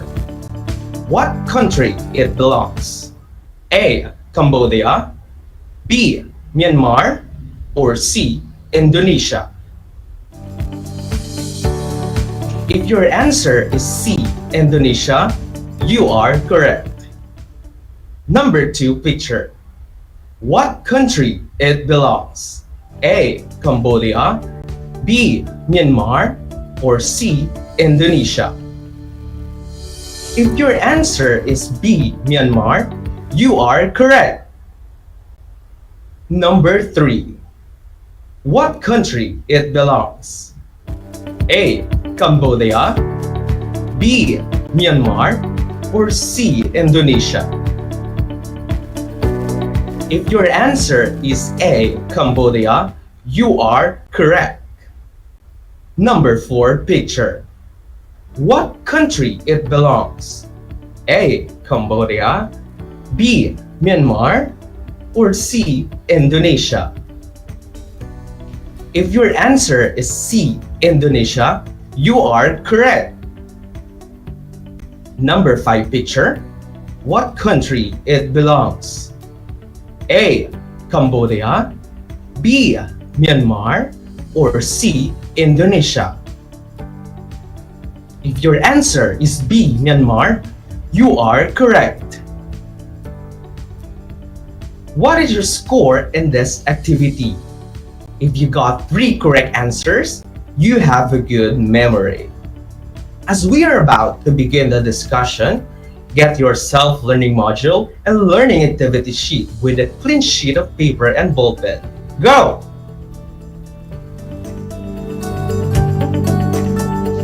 Now that you are ready, let's get started. Remember, your learning task for today, at the end of the lesson, you should be able to identify the different musical instruments of different countries in Southeast Asia, explores ways of producing sounds on a variety of sources that would simulate instruments, and analyze how musical instruments performed or played. Let's have first our pretest to assess what you have already know about the lesson. In your learning activity sheet, activity 1, you will identify the name of musical instruments and circle your correct answer, or you may comment your answer on the comment section on our RTV Tarlac Facebook Live. Number 1. What is the name of this instrument? A. Agung, B. Cheng, C. Kulintang, or D. Ton? If you chose C. Kulintang, you are correct. Number 2. What is the name of this instrument? A. Agung, B. Ching, C. Kim, or D. Ton? If you chose B, Agung, you are correct. Number 3. What is the name of this instrument? A. Cheng, B. Kin, C. Kulintang, or D. Thon? If you chose A. Cheng, you are correct. Number 4. What is the name of this instrument? A. Agung, B. Cheng, C. Kulintang, or D. Thon? If you chose A. Thon, you are correct. Number 5. What is the name of this instrument? A. Agung, B. Cheng, C. Kin, or D. Kulintang? If you chose A. Kin, you are correct. Number 6. What is the name of this instrument? A. Agung, B. Cheng, C. Ranat, or D. Thon? If you chose A. Ranat, you are correct. What is your score for this activity? If you got all the correct answers, very good. You are at the advantage for this lesson. If you did not get them all correctly, do not worry because this episode will help you learn more. As we continue our lesson today, we will talk about the instrumental music of Southeast Asian countries, Malaysia, Thailand, Laos, Vietnam, and Singapore. Now let's fly to Malaysia. This country is a constitutional monarchy in Southeast Asia. It is divided into 2 regions, West Malaysia and East Malaysia. Musical instruments of Malaysia are greatly associated with their culture and roots. Musical ensembles and types of performances in Malaysia. Number 1, Agung and Kulintang. It is a gong-based musical ensemble commonly used in funerals and weddings in East Malaysia. This type of ensemble is similar to the Kulintang of the Philippines, Brunei, and Indonesia. Number 2, Kertok, a musical ensemble from the Malay Peninsula that consists of xylophones played swiftly and rhythmically in traditional Malay functions. Number 3, Dikir Barat. It is a type of musical form that is not important to Malaysia's national culture. It is performed by singing in groups and often in a competitive manner, usually with percussion, instrumental accompaniment, or sometimes at all. And number 4, we have Silat Melayu. This is a form of martial arts that is similar to Tai Chi. It originated in the Malay Peninsula since the Christian era and is a mixture of martial arts, dance, and music, usually accompanied by gongs, drums, and Indian oboes. Now, these are the musical instruments of Malaysia that can be found in their musical ensembles and performances. Number 1, Agung, a set of 2 wide-brimmed, vertically suspended gongs. Number 2, Kulintang, an ancient instrumental form of music composed on a row of small horizontally laid gongs that function melodically. And number 3, we have Kertok. Xylophone type and resonator is a large dried out coconut or kelapa with the top sawn off. Now, let's fly to Thailand. Thailand, formerly known as Siam, and known for being the sole nation in Southeast Asia that has never been ruled by a Western power. Its musical instruments are inspired from the Indian and Indonesian strings and gong chimes. Thailand has three primary instrumental ensembles that are similar to the other ensembles in Southeast Asia.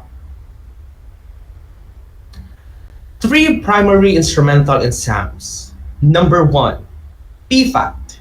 It is a mid-sized orchestra that is performed in either outdoor style with hard mallets or indoor style with padded mallets. This ensemble has different types, but the highly ornate one is traditionally associated funerals and cremation ceremonies. Other versions of the PFAT ensemble are used to accompany specific forms of traditional Thai drama, such as the large shadow puppet theater. Number two, Kroyang Sai. It is an orchestra that combines some of the percussion and wind instruments of the PFAT with an expanded string section. This group is primarily used for indoor performances and for the accompaniment of stick puppet theater. Number three, Mahori. This ensemble is traditionally played by women in the courts of central Thailand and Cambodia. Because of this instrument, for this ensemble are historically smaller. However, regular sized instruments are used today.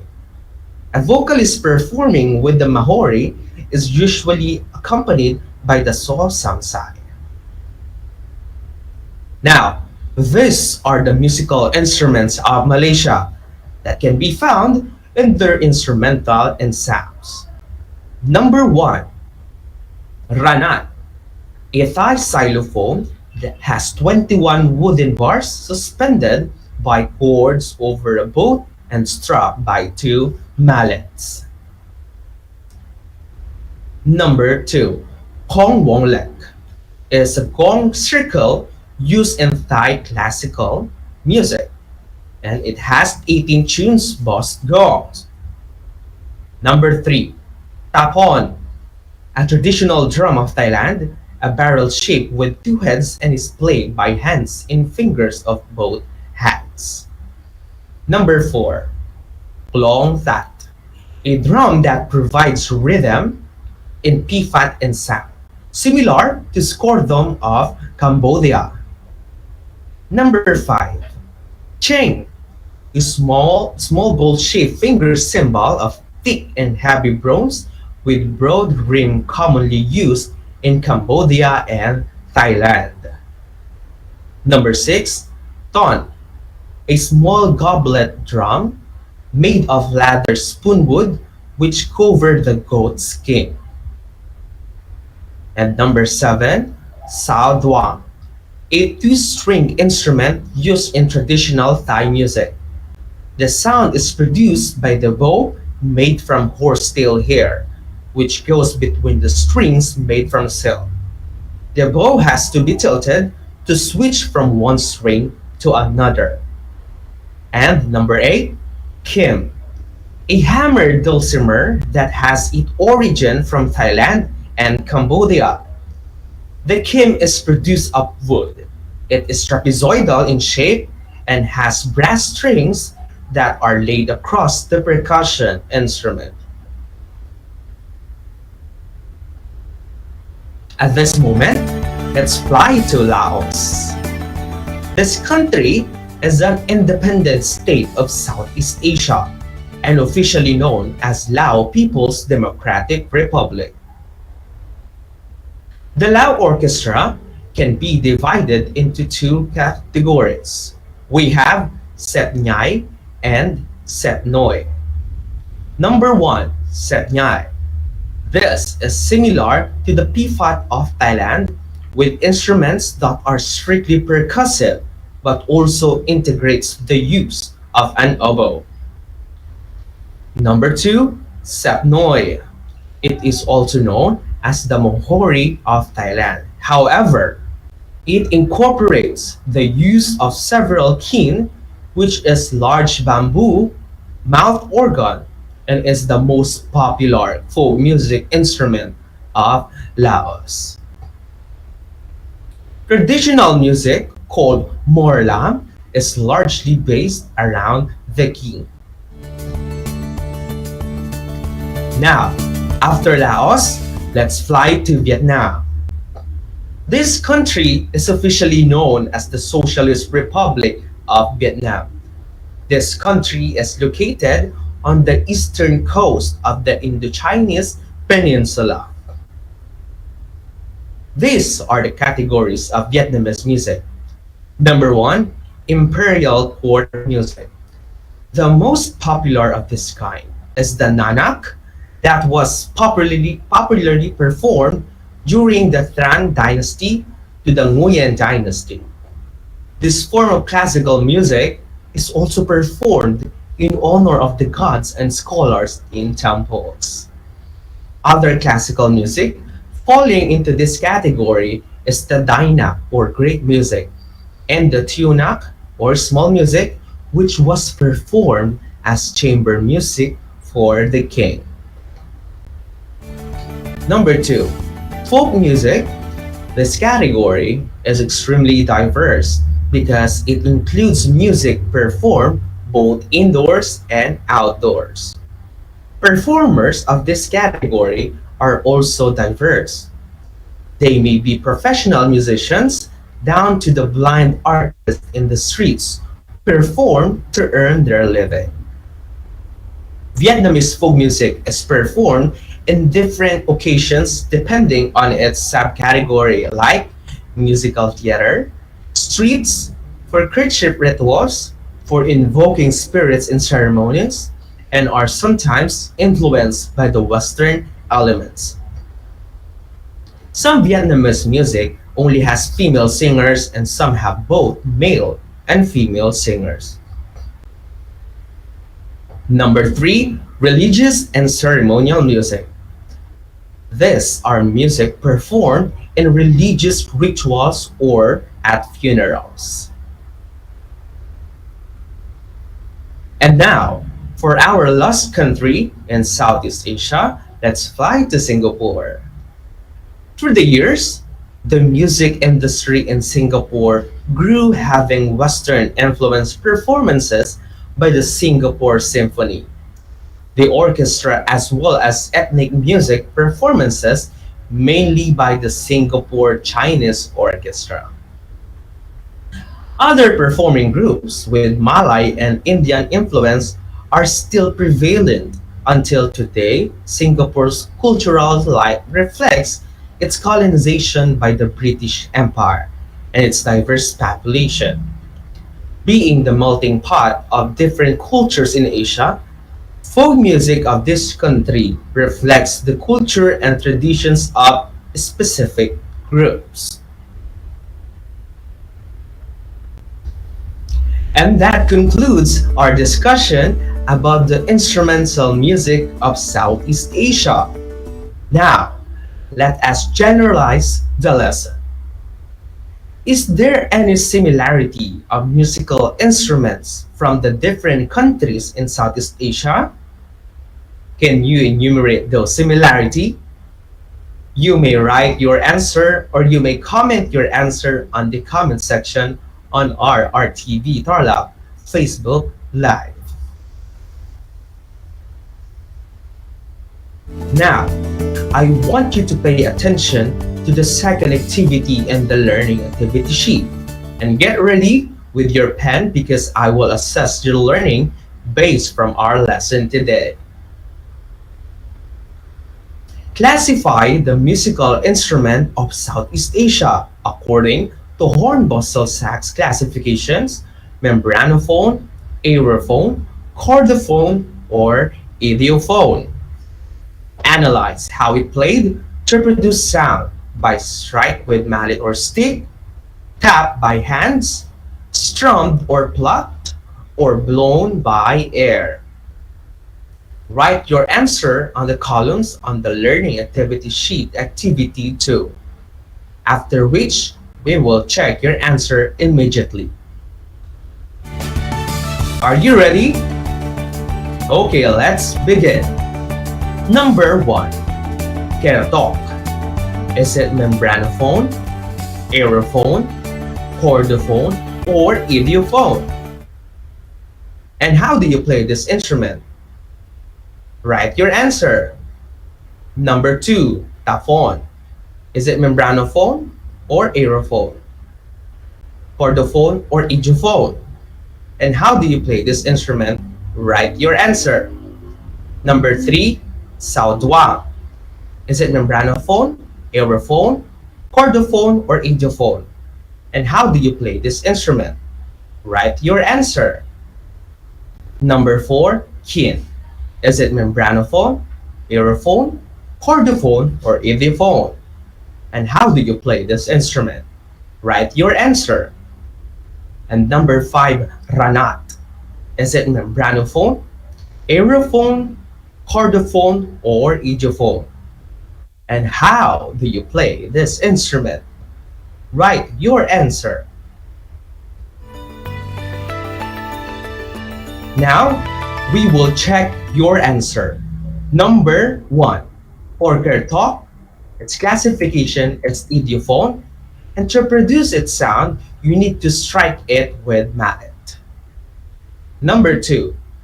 For Taphon, its classification is membranophone, and to produce its sound, you need to tap it using your hands. Number 3. For Saudwang, its classification is chordophone, and to produce its sound, aside from you can strum or pluck the strings by rubbing the bow to the string of the Saudwang, it can produce different vibrant pitches. Number 4. Kin.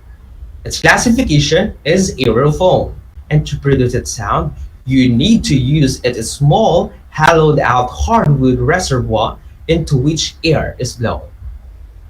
Number 5. For Ranat. Its classification is idiophone, and to produce its sound, you need to strike it with mallet. I know that you did great in your short activity. Congratulations! Before we end this episode, let me remind you about your performance task in Music 8. Directions: create any improvised musical instruments using materials that resemble to the musical instrument of Southeast Asia to be used as a accompaniment in singing any Philippine folk song, and make a video of your performance and send a copy to your MAPI teacher. And for the rubrics of your performance, we have timbre, students' vocal tone quality and instrumentation; pitch, students perform with correct pitch; rhythmic accuracy, students perform with correct rhythm; creativity or resourcefulness, students' ability to create localized or improvised musical instrument. For excellent, 5 points. For very good, 4 points. For good, 3 points. For satisfactory, 2 points. And for need improvement, 1 point. Dear grade 8 learners, if you have questions and clarifications in our lesson, you can send your questions on my Facebook Messenger. Just search Michael Carunia Garcia, or you may ask your MAPE teacher. For now, please like and share our Facebook page and watch us live on Facebook RTV Tarlac Channel 26. 25 minutes of traveling to the different countries in Southeast Asia has been concluded. I hope you learned a lot today. I hope all of you had a great time and enjoyed our lesson. That's all for today. Once again, I am Sir Michael Garcia, your Music Grade 8 Anchor teacher. Until next time, happy listening and have a great day. See you again on the second quarter. Always take care of yourselves and God bless.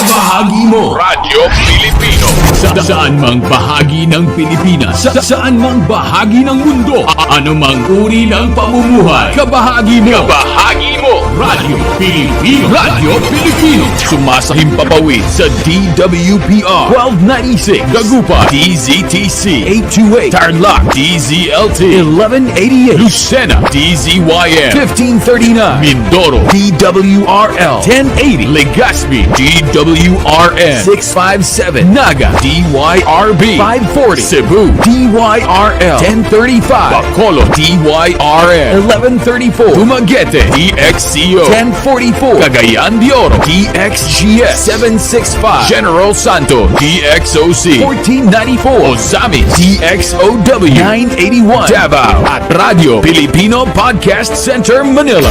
Ito ang kabahagi mo, Radio Filipino, napapakinggan on air and online sa buong mundo sa pamamagitan ng www.radiofilipino.com. radiofilipino.com. Impormasyong may kalidad at serbisyong may halaga. Kasama, katuwang, kapinoy, kabahagi mo, Radio Filipino. Radio Filipino.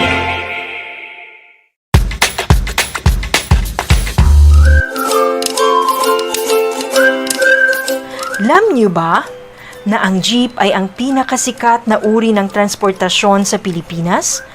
May nagsasabi na ang pangalang jeep ay hango sa salitang jeepy na ang ibig sabihin ay general purpose or government purpose na naglalarawan ng military jeep na ginamit noong World War II.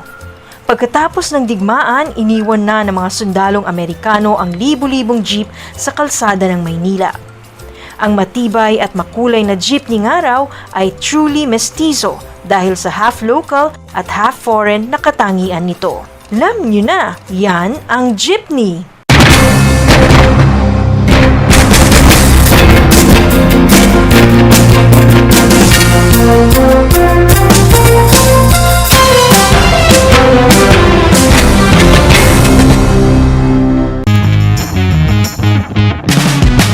I'm back! This is Orzi, your teacher broadcaster. Magandang araw mga kapantas!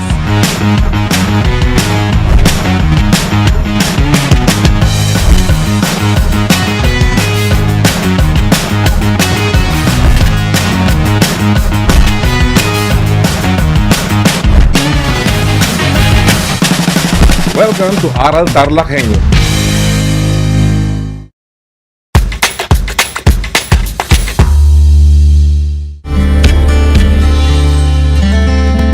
Alam niyo ba na ang Pilipinas ay mayroong 7,641 islands? Mula sa bilang na 7,107 islands, nadagdagan ito ng 534 na isla noong 2017. Tanging 2,000 lamang sa mga islang ito ang natitirhan. Alam niyo na, yan ang mga isla sa Pilipinas.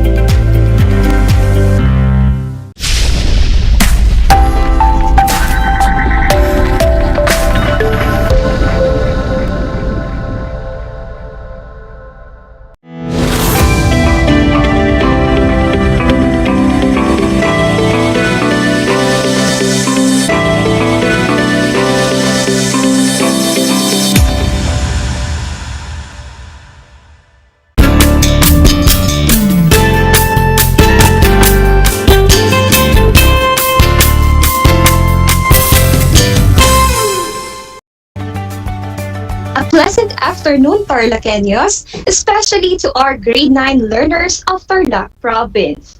You're now on our second episode of learning the first quarter lessons in English 9.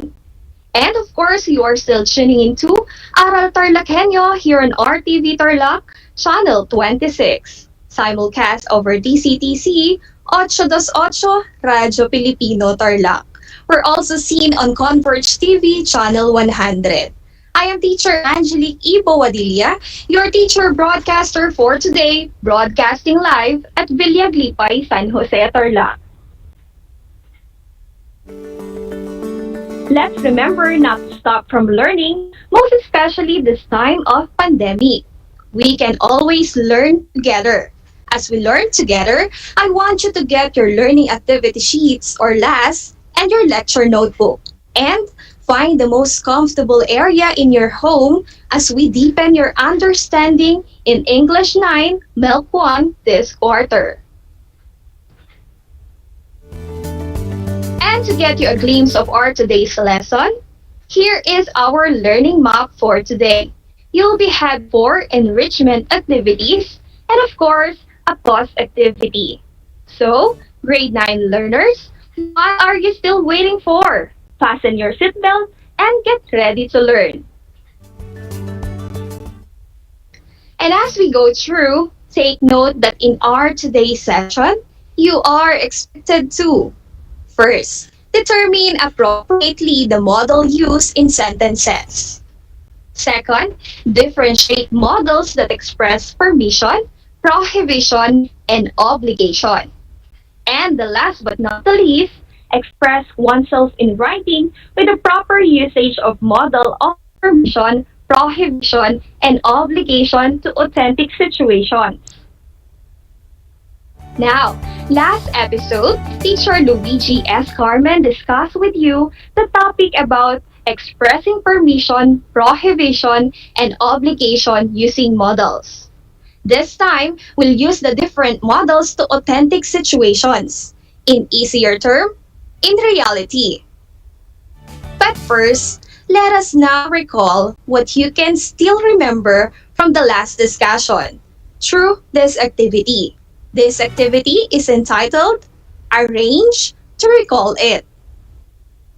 For your directions, all you have to do is to arrange the jumbled letters to form the correct word that matches the given definition. Now, listen, you may type your answer in the chat box of our Facebook Live or write it on your learning activity sheet on page 1. Do you get it? If you do, let us now begin with number 1. For number 1, the jumbled letters are letter R, O, P, I, H, T, I, O, N, B, and letter I, which means not having a permission or forbidden to do something. I'll give you now a few seconds to think of your answer. What is your answer? That is right. The answer is prohibition. Now, let's move on to number 2. The jumbled letters are letter G, letter A, O, B, I, L, N, I, O, and letter T, which means to do something which is necessary. I'll give you a few seconds to think of your answer. Now, if your answer is obligation, you are correct. Moving on to number 3, here are the jumbled letters. Letter S and another S. Letter I, O, E, R, P, I, M, and N, which means asking or giving the approval or consent to do something. I'll give you now a few seconds to think of your answer. And your answer is correct, permission. And of course, the last but not the least is the number 4. Here are the jumbled letters. Letter L, letter O, letter M, letter D, letter A. And then we have another letter E, letter R, letter V, and B. This is a 2-word which means a verb that is usually with another verb to express ideas such as permission, prohibition, and obligation. I'll give you now a few seconds to think of your answer. And your answer is? Exactly. The answer is modal verb. Did you get a perfect score? For those who've got a perfect score, well done, grade 9 learners. I guess you have familiarized the important terms in the discussion of Teacher Luigi last time. And I am happy about that. So you already know that our focus for today's discussion is about the proper usage of models in authentic situations. We do communicate with one another to receive and give an information or message. But the question is, why do you think models are important in communication? Alright, if you think that modal verbs are used to help you express ability, possibility, permission, or obligation, then you are correct. Now, you try to re-evaluate yourself on how good you are in determining the modal verb in every sentence in our second activity on pages 1 and 2 of your learning activity sheet. Ready, grade 9 learners? Alright, you may use your printed learning activity sheet as you answer your activity or your lecture notebook. The title of our second activity is Guess to Play.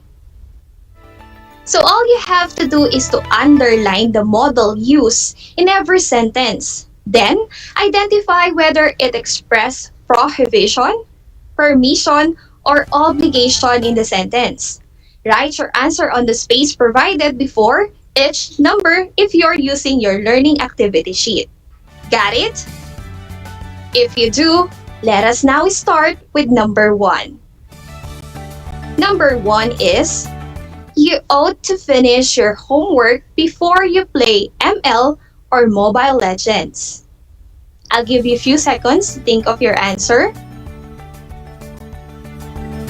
What is your answer? If you have underlined O2 and you've identified it as a model that expresses obligation, grade 9 learners, you are correct. Now let's move on to number 2. Number 2, can I have a candy while having our online class? I'll give you a few seconds to think of your answer. What's your answer? If you have underlined the modal can and you think it expresses permission, you've got it again. Moving forward now to number 3. Number 3 is, we have to be in our class 15 minutes before the start.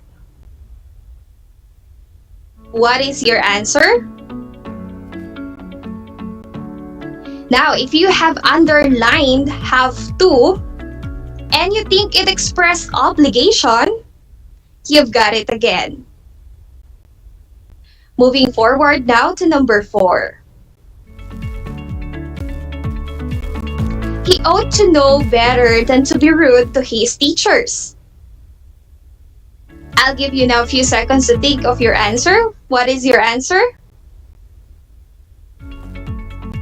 The answer for number 4 is ought to, and it expresses obligation. Now, let's go to number 5. May I say that was an excellent performance? Well done. What's your answer? If your answer is may and you think it expressed permission, then you are correct again. My grade 9 learners, so far, what is your score? Will you type your score in our Facebook Live chat box? Wow, that's impressive! Now, I want you to continue and finish numbers 6 to 10 alone and submit your answer to your English teacher respectively. This time, let us now evaluate what you have observed in that activity by answering this question. The question is, what is the importance of using modal verbs or modals in sentences?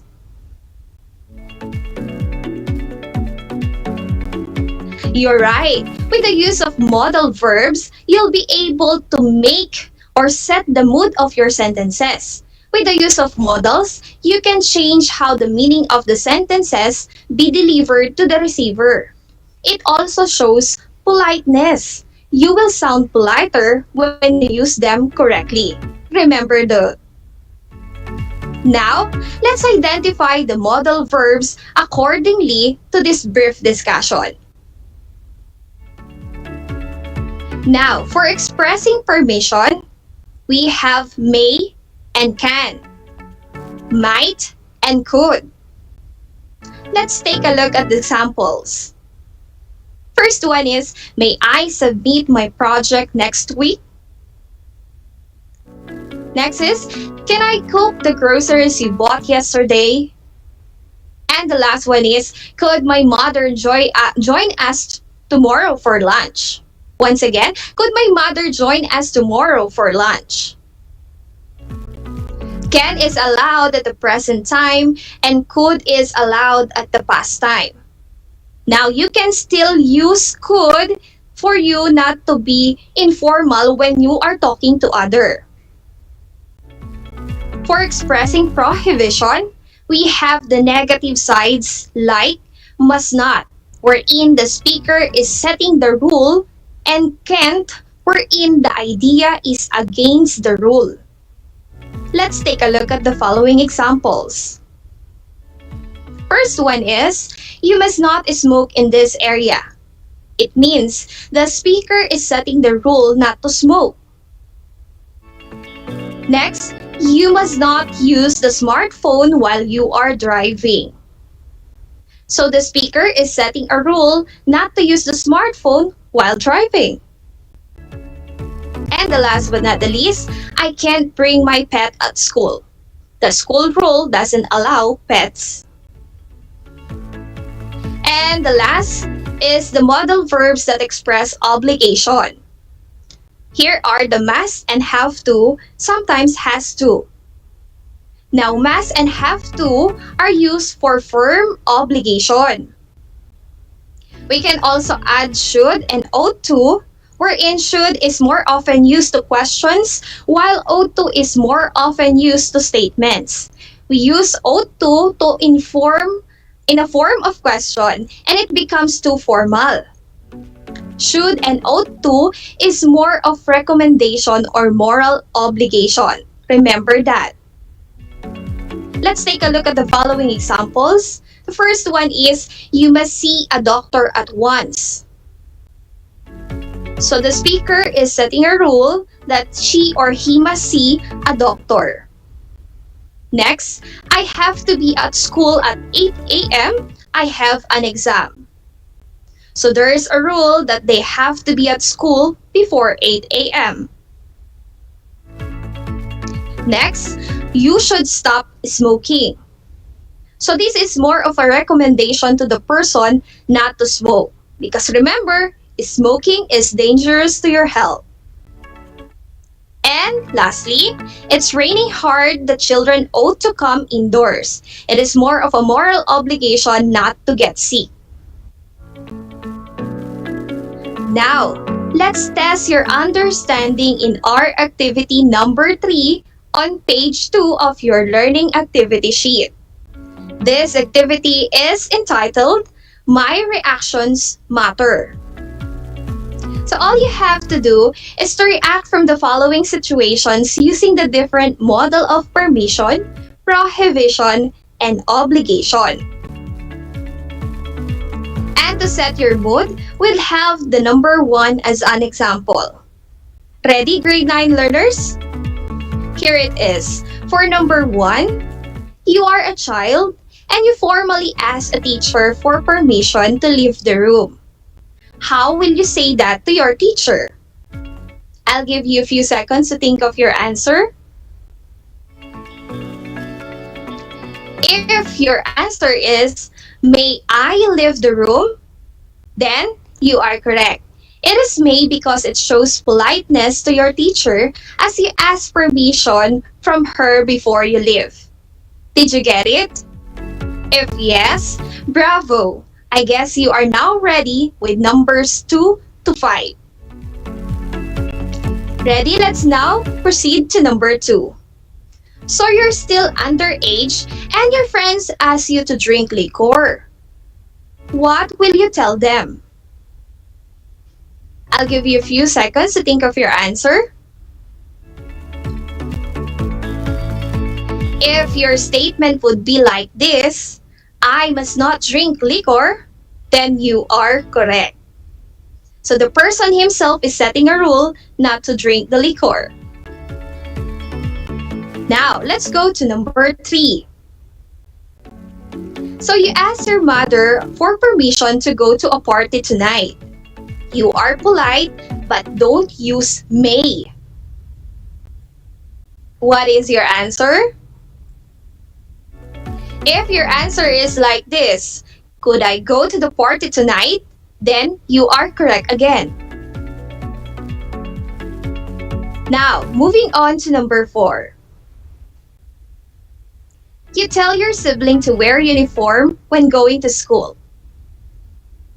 I'll give you a few seconds to think of your answer. What is your answer now? So if your answer is you have to wear your school uniform, then you are correct. Have to because it is a rule from the school that they have to wear the uniform. And number 5. You ask for permission not to come early and you feel informal. Is your answer? If your answer is, can I not come early tomorrow? Then you've got it again. It is important to know when to use formal and informal models when communicating, so that you'll not be misinterpreted by the person you are talking or writing to. Remember to use the models appropriately when communicating so that you'll also be able to set the mood of your message to the person correctly. And of course, you might be caught in a situation where you should use proper models in expressing your thoughts. Now, here is our 4th activity to test your ability to do so. See pages 2 and 3 of your learning activity sheet now. Alright, my grade 9 learners, this activity is entitled Idea Dialogues.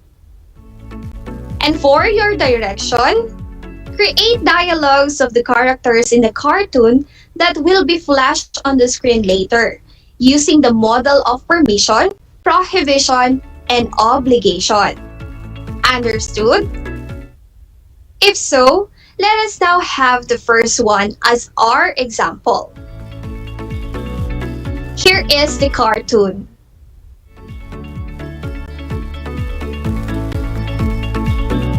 And your cue is, you have an activity in your science class and you forgot to bring your materials. How will you ask permission to your teacher to leave the class to get the materials? What do you think would be her response or possible response afterwards? Take note, the cartoons are seen on your learning activity sheets. I'll give you now a few seconds to construct your dialogues.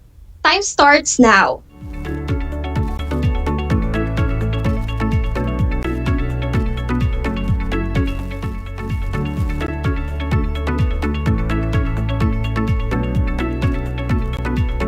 Alright, time's up.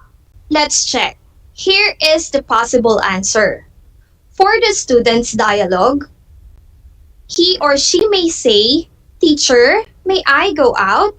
I forgot to bring the materials I needed for our activity today. Please?" Then for the teacher's response, it could be, "All right, yes, But I will only give you a few minutes to borrow from your friends. Make sure that you must come back in our class and you must not do this again. Take note that the model used to express permission to the situation is may. Why? The situation is formal as the teacher is already on her class activity. To show respect to the teacher, you use may rather than can, so that she or he will also give you the kindness to get the materials you needed to the activity. And the model must to set the rule to the learner and must not to prohibit the learner not to do it again. Did you get it now how you do this activity? If you do, here is number 2 and number 3. For number 2 cartoon, here it is.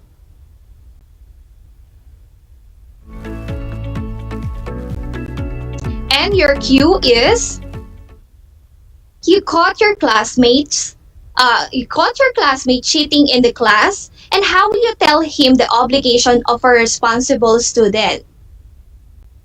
Now create also a possible response of your classmate to you.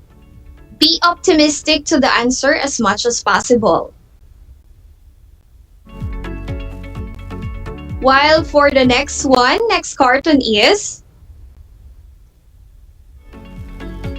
once again, the cartoon are seen on your learning activity sheets as well as the cues. And for your cue number 3 is, you are told by your mother to go home early, but your best friend asks you to accompany her in the supermarket. How will you tell her about it? Create also a possible response from her. Now, grade 9 learners, I hope you've got the cues now very well. To continue sharpening your wisdom in our learning competency, I want you to also do our pause activity on pages 3 and 4 of your learning activity sheet. It's entitled Think, Express, and Write. You'll now apply everything you learned from our MELC 1 from the first and second episodes to this activity. All you have to do is to write a short paragraph using the guide questions in expressing your thoughts about the new normal or the distance learning. Now, let's not take it any longer. Here are the guide questions. First one is, what can you say about the new normal setting in education here in the Philippines? What do you think are the do's and don'ts in the new normal setting?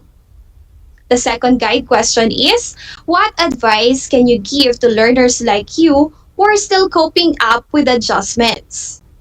And last but not the least, why do you think continuing education in the midst of pandemic is essential? Now, make sure to express your ideas to the situation using the appropriate models. You'll be graded using this rubric. The rubric contains the brief way of scoring your main topic, supporting details, and the grammar, wherein you must be able to use the models appropriately. Each part on the content may have the maximum of 10 points and the minimum of 1 point. Remember to pass your answers to your fourth activity, numbers 2 and 3, together with your pause activity to your English teacher respectively. Now, did you get the instructions right? I hope so, my grade 9 learners. So for additional information, you may also access the following references and also include your English textbooks in grade 9 and your SLMs. However, if the references and our discussion is still not enough and you still find this lesson hard to understand, you may send your queries to us or to your English teachers as we help you learn in the comfort of your homes. And that's it. You've learned a lot again today about expressing permission, prohibition, and obligation using models appropriately in authentic situations. And it was indeed fun and exciting learning new lessons with you, my grade 9 learners. Keep tuning into Aral TarlakHenyo here on RTV Tarlac Channel 26. Simulcast over DCTC 828 Radyo Pilipino Tarlac. Seen also on Converge TV Channel 100. Once again, I am Teacher Angelique Ibo Wadilla, your English 9 teacher broadcaster for today, saying, laugh when you can, apologize when you should, and let go of what you cannot change. Thank you for tuning in, and God bless everyone.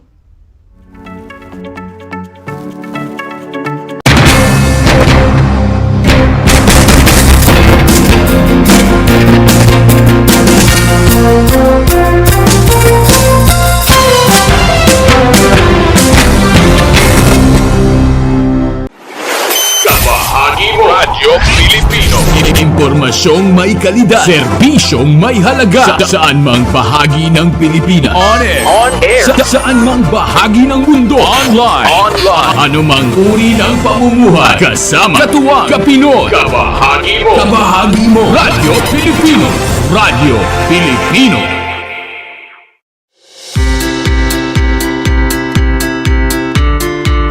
Upang matugunan ang mga kinakaharap na pagsubok ng mga guro at mag-aaral sa gitna ng kasalukuyang pandemya, nagsanib tulong sina Congressman Charlie Cojuangco ng unang distrito ng Tarlac, DEPED Region 3 Regional Director Dr. May B. Eclar at Tarlac Schools Division Superintendent Dr. Ronaldo Pozon para sa isang napapanahong proyekto na tinaguriang Project Shine, Aral TarlakHenyo.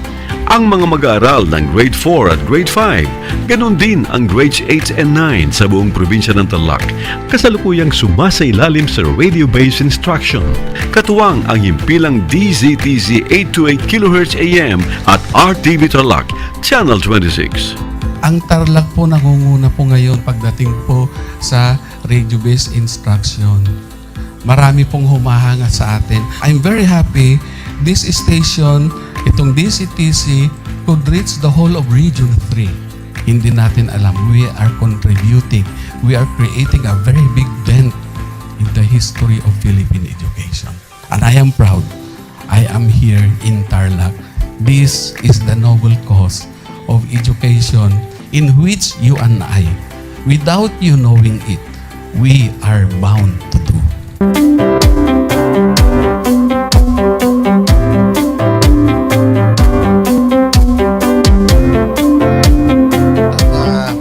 Project natin na Project Shine is a natural consequence dahil sa nangyari sa buong mundo. Let's continue to work together. I think it's very Filipino to practice bayanihan in anything or most of the things that we do. And this is a manifestation of that. No? We have private sector, we have DEPED, we have local government, all working together. And I hope the parents of some of these children, especially the parents that did not graduate from school or hindi nakapag-aral nung sila ay bata, sana naman gamitin na nila itong opportunity na mag-schooling na rin sila kasama ng mga anak nila para mag-bonding pati ang mga magulang sa mga bata. I look at this as doing God's work. Diba? So if you do God's work, it feels right. It's righteous. It's for good, not for evil. Good morning and happy learning, grade 4. Welcome to Aral TarlakHenyo here on RTV Tarlac, Channel 26. Simulcast over DZTZ 828. Radyo Pilipino Tarlac. I am Teacher Mercy Pacheco Bognot. This is Alistair Aidatu. I am Marie Josephine B. Andrade. I am Teacher Princess Marie M. Dueñas, and I will be your teacher broadcaster for today.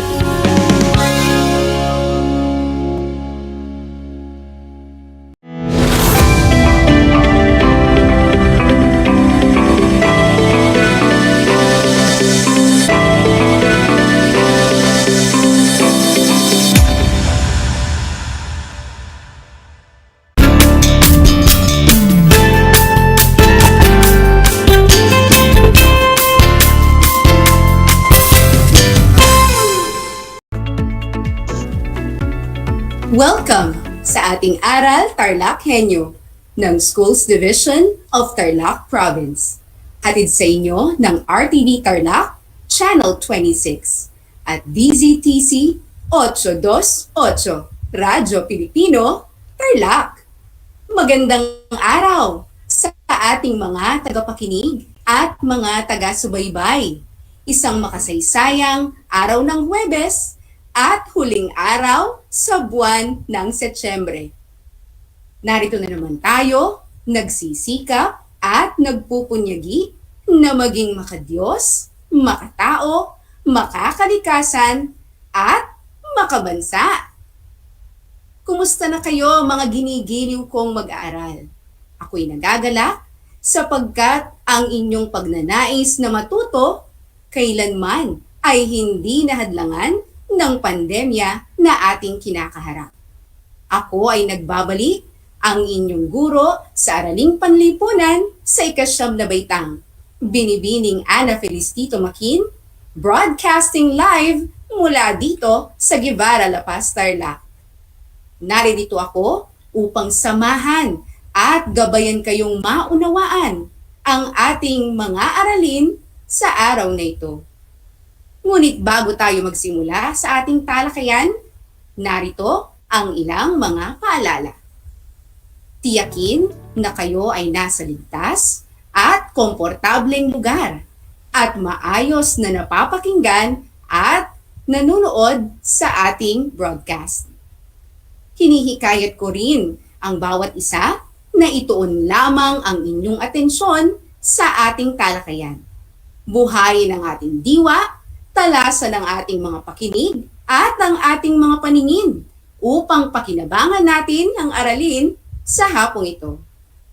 Sa puntong ito, nais kong kunin ninyo ang inyong mga module sa Araling Panlipunan para sa unang markahan na may paksang kahalagahan ng economics. Ihanda na rin ang inyong ballpen at ang inyong mga sagutang papel upang maitala ang mga mahahalagang impormasyon o konsepto na ating bibigyang diin. Ang ating paksang aralin sa araw na ito ay ang kahalagahan ng economics sa ilalim ng microekonomikong pananaw. Bago natin simulan ang ating paksa, ay sariwain muna natin ang ating nakaraang aralin. Ihanda ang inyong panulat at sagutang papel para dito. Bilang balik-aral, ay sasagutin ninyo ang sumusunod na gawain. Sa panuto, pagtapat-tapatin ang mga salita o konsepto na nasa hanay A sa mga salita o konsepto na nasa hanay B. Para sa hanay A, sa unang bilang ay panlipunang kahalagahan. Ikalawang bilang, macro. Para sa ikatlong bilang ay macroeconomics. Sa ikaapat na bilang ay ang microeconomics. At sa ikalima at huling bilang ay pampulitikal na kahalagahan. At para naman sa hanay ba, sa letrang A, ay ang galaw ng maliit na unit ng kabuhayan. Sa letrang B naman, pakikilahok sa mga programa upang malutas ang mga issue sa kapaligiran. Sa letrang C, ay ang pag-unawa sa mga sosyal at ekonomikal na suliraning kinakaharap ng ating bansa. At sa letrang D, galaw ng kabuang ekonomiya ng bansa. Sa letrang E, ang huling letra, salitang Griego na nangangahulugang malaki. Bibigyan ko kayo ng ilang segundo para sagutin ang gawain.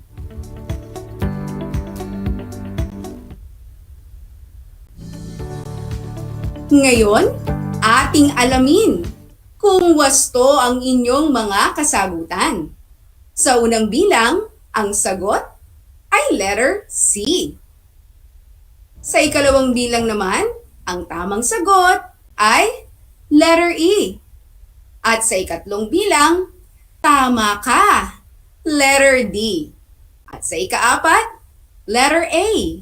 At sa ikalimang bilang naman ay letter B. Magaling mga grade 9 learners! Tama ang inyong mga naging sagot.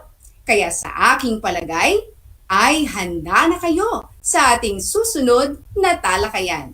Kaya naman, buksan ang ating mga pandama at isa na namang makabuluhang pag-aaral sa ika-9 na baitang ng Araling Panlipunan. Simulan na natin. Bilang panimula, ating paksa, na kung tingnan ninyo at suriin ang talahanayan ng mga gawain ni Jungkook na kailangan niyang tapusin sa loob ng 12 oras mula alas 6 ng umaga hanggang alas 6 ng gabi. Lapatan ng kaukulang oras o minuto ang bawat gawain. Narito ang mga gawain. Para sa unang gawain ni Jungkook, pagkain.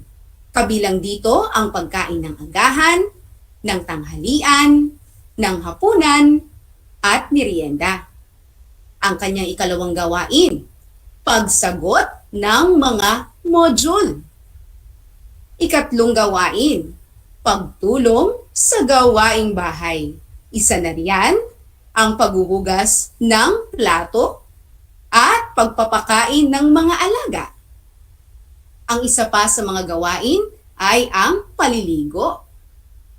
Nariyan din ang paglalaro ng Mobile Legends. At ang pagtulog sa tanghali, gayon din ang panunood ng Aral TarlakHenyo. Mayroon kayong ilang segundo mga grade 9 learners upang gawin ito.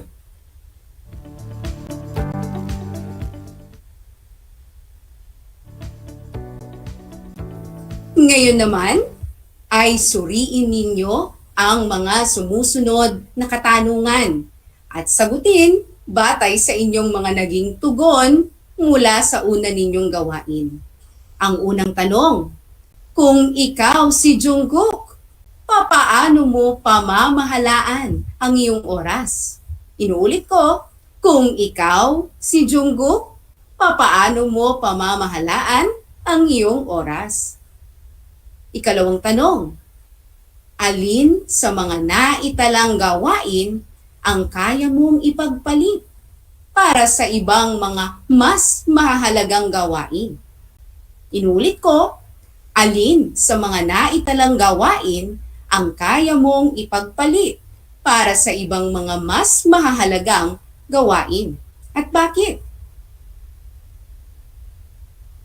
Magaling mga anak! Binabati ko kayo sa inyong mga kasagutan sapagkat napagkasya ninyo ang lahat ng mga mahalagang gawain ni Jungkook sa loob lamang ng 12 oras. At tulad ng ating mga naunang pag-aaral, napag-alaman natin na itinataguyod ng economics ang konsepto na ang tao ay may walang katapusang pangangailangan at kailangan niya itong tugunan gamit ang mga limitadong pinagkukunang yaman. Kung papaano ito matutugunan sa pinakamahusay na paraan, ang isa sa dahilan kung bakit dapat alam natin ang economics.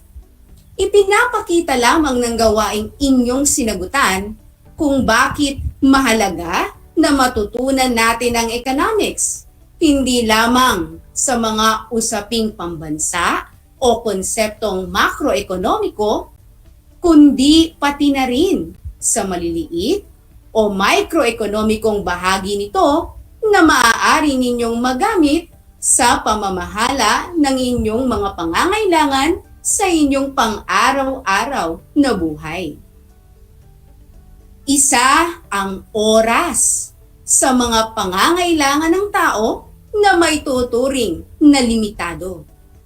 Kaya naman, upang mapamahalaan ito ng maayos at epektibo, nangangailangan ito ng paggamit ng matalinong pagpapasya.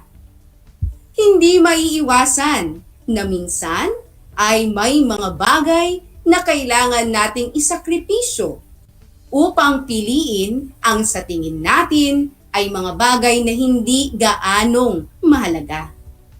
Bilang mga mag-aaral, sa panahon ng new normal, kinakailangan na kayo ay maging matalino sa pagpili ng inyong mga prioridad upang makamit ang isang mas produktibong araw.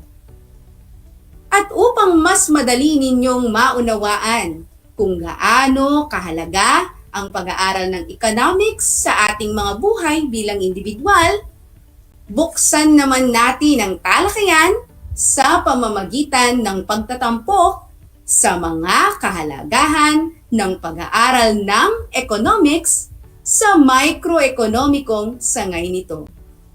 Handa na ba kayo? Simulan na natin! Kung ang macroeconomics ay may mga kahalagahang pampolitikal, panlipunan, ang microeconomics naman ay may intelektual, praktikal, at pangkabuhayang mga kahalagahan. Umpisahan natin sa mga kahalagahang intelektual. Paulit-ulit nating binabanggit kung gaano kahalaga ang pagbuo ng matalinong pagpapasya, sapagkat ito ang pangunahing makatutulong sa ating mabuti at may kaayusang pamamahala sa lahat ng mga limitadong bagay sa ating buhay, mula sa pamamahala natin sa ating mga salapi o pera hanggang sa pagbabudget natin sa ating mga oras, tulad ng ginawa ni Jungkook kanina sa ating gawain. Sa usapin ng pera, makakatulong ang pag-aaral ng economics upang maunawaan natin ang ating sariling ugali sa paraan ng pagkamit at paggasta ng ating limitadong pera. Dumako naman tayo sa kahalagahang praktikal ng pag-aaral ng economics. Sa kahalagahang praktikal, ang pag-aaral ng economics ay magpapaunawa sa atin bilang mga mamamayan na ang ating pamumuhay sa pang-araw-araw ay nakadepende sa ating kapwa. Ang kaalamang ito ay magpapalakas ng ating pagpapahalaga sa pagtutulungan at kooperasyon. Halimbawa, sa isang pamilya ay esensyal ang pagtutulungan at pag-aasahan ng bawat miyembro nito upang matugunan ang kanilang mga kagustuhan at pangangailangan. Ang bawat kasapi ng pamilya ay dapat may kani-kanyang ambag, hindi lamang para sa kanyang sarili, kundi para sa buong pamilya nito at sa maiimpluwensyahang lipunan. At para naman sa pangatlo at huling kahalagahan, malaki ang naitutulong ng pag-aaral ng economics sa ating mga pangkabuhayan. Tinutulungan tayo nitong unawain ang ating mga pansariling, mga suliranin na may kinalaman sa ating mga kabuhayan. Kung ikaw ay negosyante, tuturuan ka nitong hanapin ang pinakamatipid na aspeto ng paggawa ng produkto na nasa iyong mga kamay at solusyonan ang mga problemang kaakibat ng iyong paggawa. Pero dahil ikaw ay isa pa lamang mag-aaral at hindi pa naman negosyante, maaari nating i-apply ang kahalagahang pangkabuhayan ng economics sa pamimili mo ng iyong maliit na business na maaaring makatulong sa pagsusustina ng iyong mga pangangailangan upang hindi ka na lubusang umasa sa iyong mga magulang. Tulad halimbawa ng pag-o-online or live selling na kinahuhumalingan ng maraming mga kabataan sa ngayon. Ang lahat ng ating mga nabanggit ay kahalagahan na nakapaloob sa pag-aaral ng sangay ng microeconomics, sapagkat ito ay maliit na bahagi na may direktang epekto sa ating mga pamumuhay bilang mga mamamayan. Ngayong batid na natin ang mga kahalagahan ng pag-aaral ng economics, susubukan nating sagutin ang sumusunod na mga pantulong na mga katanungan upang masiguro natin ang lubos na pagkaunawa sa ating aralin.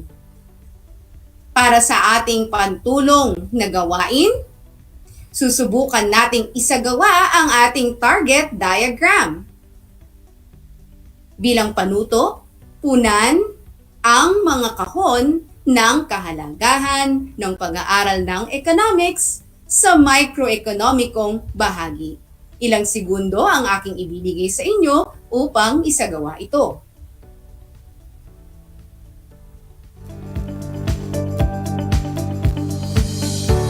Tingnan nga natin kung tumimo sa inyong isip ang mga kahalagahan ng pag-aaral ng economics sa microeconomikong sangay. Kung ang inyong isinagot ay intelektual, praktikal, at pangkabuhayan na kahalagahan, binabati ko kayo mga anak. Napakahusay ng ating mga mag-aaral sa ika-9 na baitang. Nabuo ninyo ang ating inihandang target diagram ng mga kahalagahan ng economics. Bilang mga mamamayan, nararapat lamang na tayo ay maging bukas sa mga ganitong kaalaman, lalo na't ito ay may malaking maitutulong sa pamamahala natin sa ating limitadong pinagkukunan. At dito nagtatapos ang ating pagtalakay sa mga kahalagahan ng economics. Ngayon naman ay dadako tayo sa ating maikling pagsusulit. Ihanda ang inyong ballpen at sagutang papel para dito. Sa ating panuto, makinig kayong mabuti, basahin at suriin ang bawat pangungusap. Isulat ang markang check kung ito ay tama ayon sa inyong pagkakaunawa sa ating tinalakay. At markang X naman kung ito ay hindi wasto. Isulat ang inyong sagot sa inyong sagutang papel. Magsimula na tayo para sa unang bilang. Isa sa mga kahalagahan ng economics ay tinuturuan tayo nitong unawain ang ating sariling mga suliranin na may kinalaman sa ating kabuhayan. Inuulit ko, isa sa mga kahalagahan ng economics ay tinuturuan tayo nitong unawain ang ating sariling mga suliranin na may kinalaman sa ating kabuhayan. Para sa ikalawang bilang naman, ang ikalawang tanong, isa ang oras sa mga limitadong bagay sa ating buhay na nangangailangan ng matalinong pagpapasya. Muli, isa ang oras sa mga limitadong bagay sa ating buhay na nangangailangan ng matalinong pagpapasya. At sa ikatlong bilang, isang halimbawa ng kahalagahang intelektual, ang pagtutulungan at pagdadamayan ng mga magpapamilya upang matugunan ang kanilang mga pangangailangan. Uulitin ko mga bata, isang halimbawa ng kahalagahang intelektual, ang pagtutulungan at pagdadamayan ng mga magpapamilya upang matugunan ang kanilang mga pangangailangan. At sa ikaapat na bilang, ang wastong paggasta ng ating pera at tamang paggamit ng ating oras ay hindi nakatutulong sa ating pang-araw-araw na buhay. Uulitin ko, ang wastong paggasta ng ating pera at tamang paggamit ng ating oras ay hindi nakatutulong sa ating pang-araw-araw na buhay. At sa ikalimang katanungan, ang panghuling tanong natin. Walang direktang epekto ang pag-aaral ng sangay ng microeconomics sa mga mag-aaral na katulad mo. Walang direktang epekto ang pag-aaral ng sangay ng microeconomics sa mga mag-aaral na katulad mo. Pag-isipang mabuti ang inyong mga sagot. Ngayon ay atin nang iwawasto ang inyong mga kasagutan. Para sa unang tanong, ang tamang sagot ay check. Nakuha nyo ba ng tama, mga grade 9 learners? Magaling! Sa ikalawang tanong, ang tamang sagot ay check. Sa ikatlo naman, ang tamang sagot ay X. At sa ikaapat, ang tamang sagot, X pa rin. At sa ikalimang katanungan, ang tamang sagot ay X. Mahusay, mga anak! Ako'y saludo sa inyong husay sapagkat lahat kayo ay nakakuha ng perpektong marka sa ating maikling pagsusulit. Sa ating susunod na talakayan, sa unang linggo ng Oktubre, ay tatalakayin naman natin ang mahahalagang konsepto ng economics. Isang paalala sa ating mga mag-aaral, maaaring ipasa ang nasagutang learning activity sheet sa inyong mga guro ayon sa napagkayariang sistema sa itatakdang pagsauli at pagkuha ng module at learning activity sheet. Ang inyong magulang or guardian lamang ang maaaring magtungo sa itinakdang lugar sa pagpasa ng inyong mga sinagutang gawain. At sila din naman ay inaasahan na sumunod sa ating mga safety and health protocols gaya ng pagsusuot ng face mask, ng face shield, paghuhugas ng kamay, o kaya naman ay ang pag-aalkohol. At hindi rin natin dapat kalimutan ang physical distancing.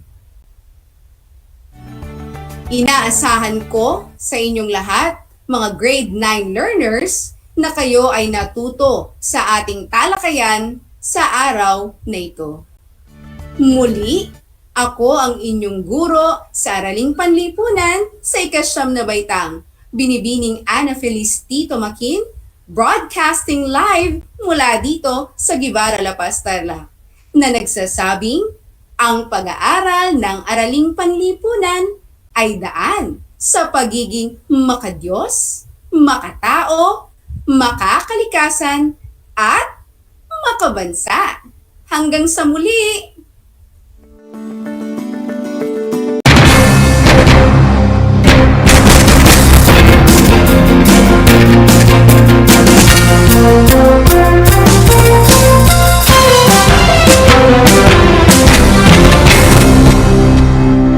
Alam niyo ba na ang gitnang Luzon ay tinaguri ang banga ng bigas ng bayan o kamalig ng palay ng Pilipinas dahil dito nagmumula ang malaking produksyon ng bigas sa ating bansa.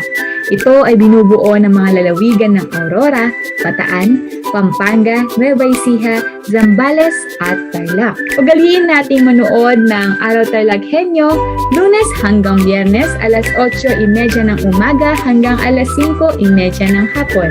Ako si Binibining Pia Isrin Capiral, ang inyong teacher broadcaster sa Araling Panlipunan dito sa Project Shine Aral TarlakHenyo.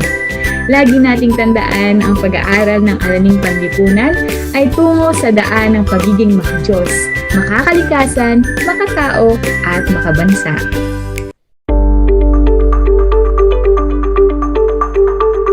Sa pagnanais na mapigilan ang ating pamahalaan ang pagdami ng bilang ng mga kaso ng COVID-19, binuo ang One Hospital Command Center o OHCC upang mas mabilis na matugunan ang medikal na pangangailangan ng ating mga kababayan.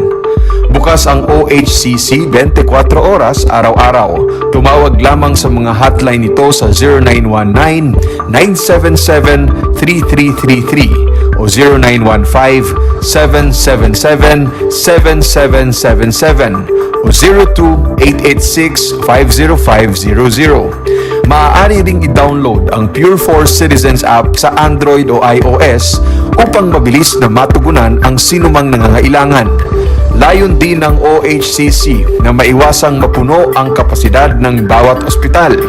Kaya't kung ikaw ay kinakailangang tumawag sa OHCC, mabibigyan ka ng libreng preliminary consultation. Para sa mga nangangailangan ng emergency quick response, makikipag-ugnayan ang OHCC sa DOH Bed Tracker at sa mga ospital upang makahanap agad ng pinakamalapit na bakanteng ospital. Ang transportasyon o ambulansya naman ng ospital na inirefer ng OHCC sa pasyente ang siyang susundo sa bahay nito. Kaya't kapag ikaw ay nakakaranas ng anumang sintomas ng COVID-19 o nangangailangan ng agarang tulong medikal, tumawag lamang sa OHCC at handa silang tumulong sa lahat ng oras.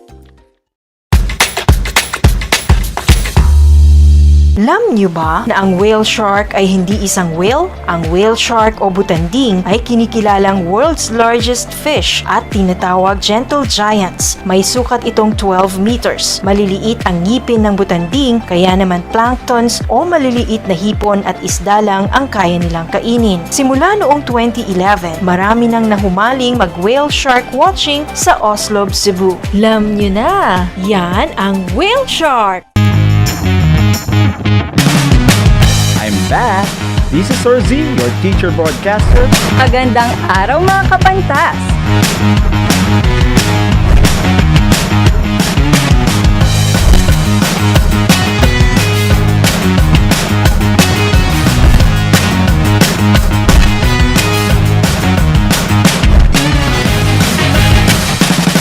Welcome to Aral TarlakHenyo.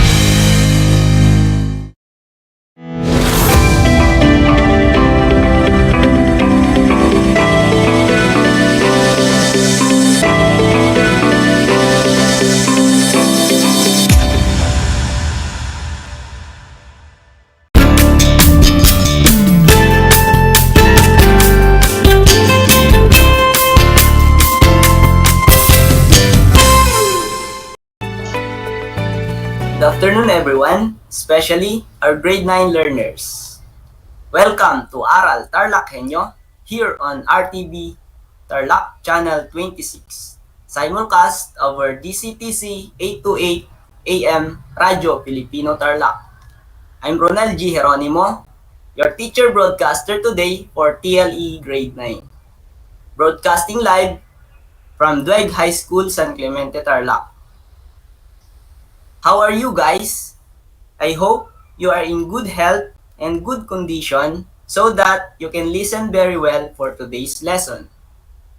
Today, we will focus our discussion on the area of agri-fishery arts, agri-crop production, and C1. And our topic is all about the required personal protective equipment or PPE in horticultural work. So, are you ready for the new lesson? Okay, but before we start, make sure that you are in a comfortable place, away from any distraction, so that you can focus on our activities. Don't forget to prepare your learning module in agri-crop production and C1, your answer sheet, an extra paper, and a ball pen. Okay, let me repeat.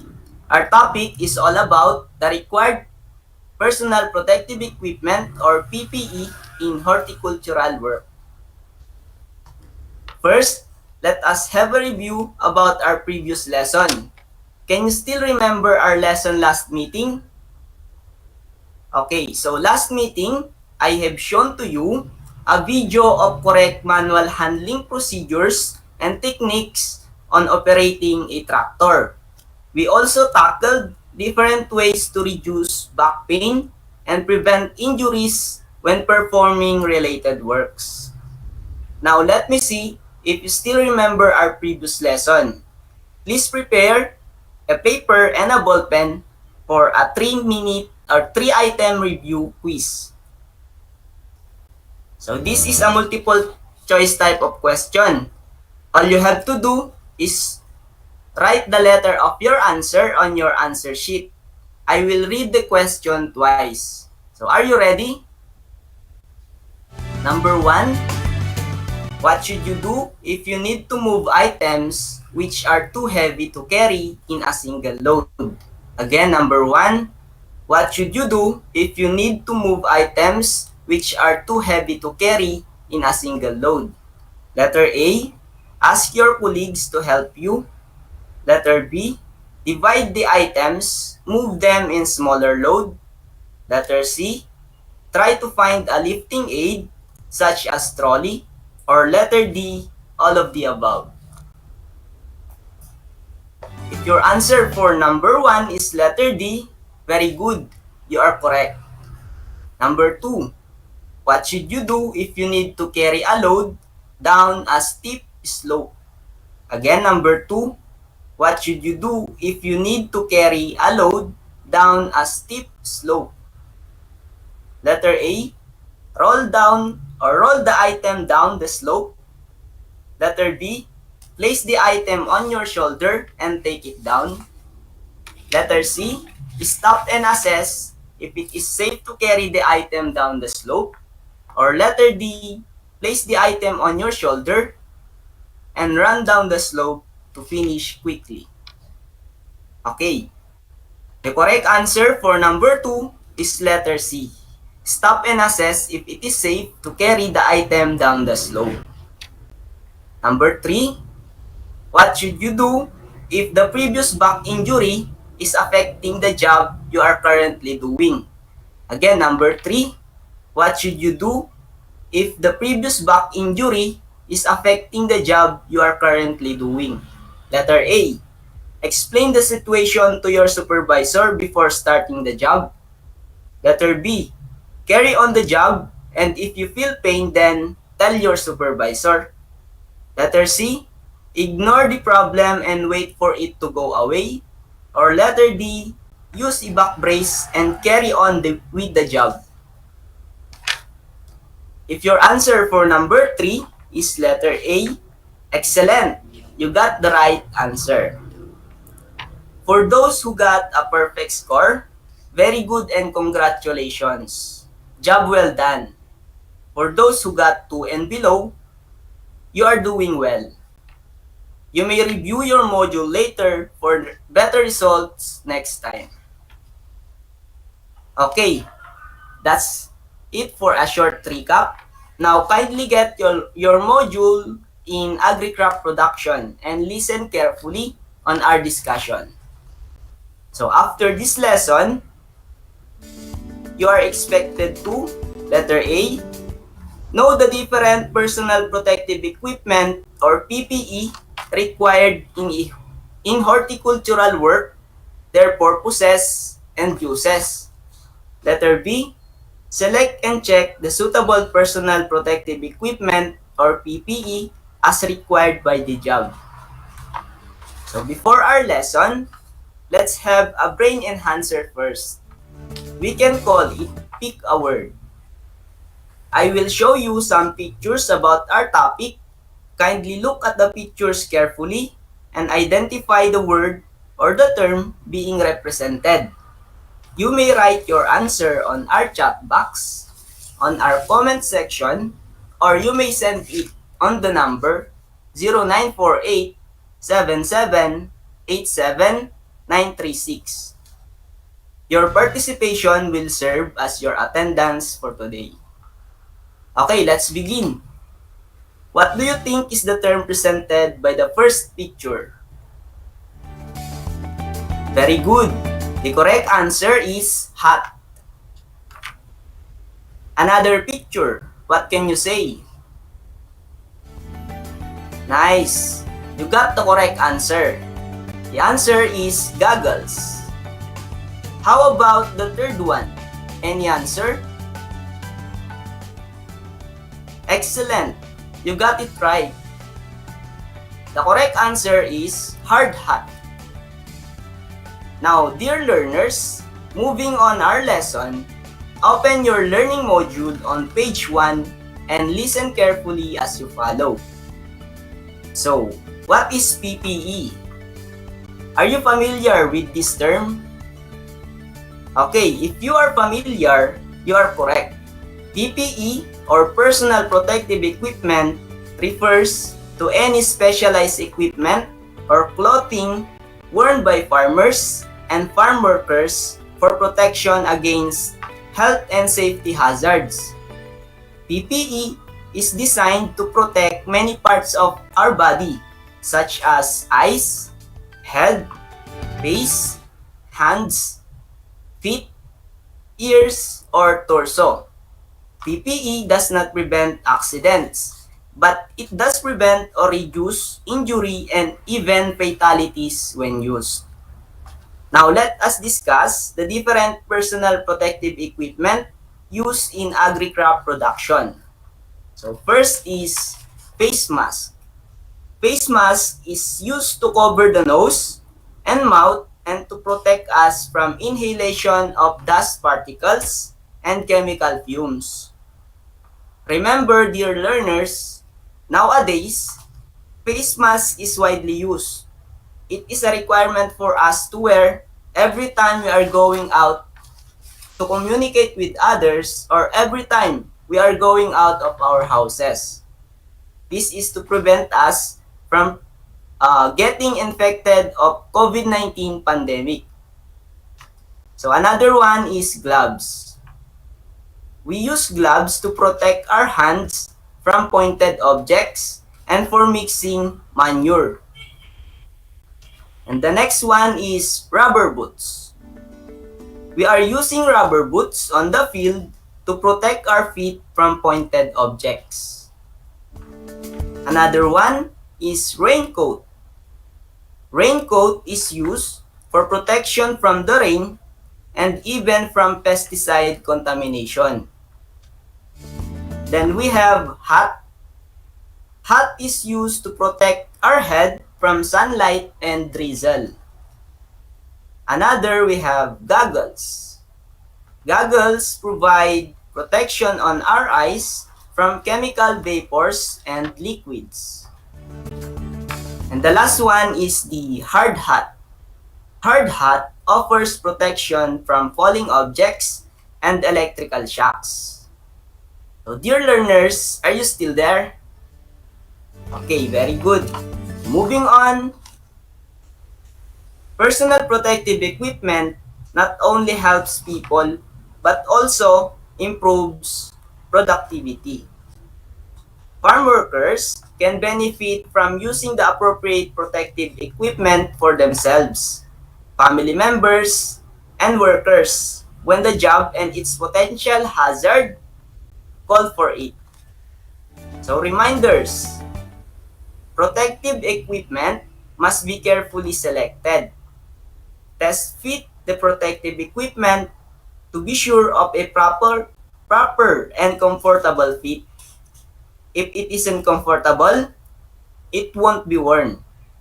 If it isn't worn, it won't protect.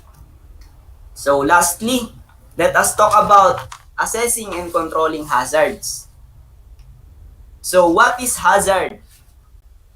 Okay, a hazard is anything that might cause harm, such as working from ladders or working around electricity.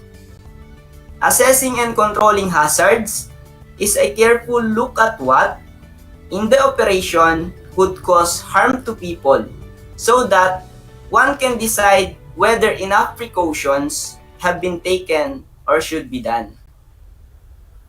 If the hazards cannot be eliminated, then protecting people is what matters.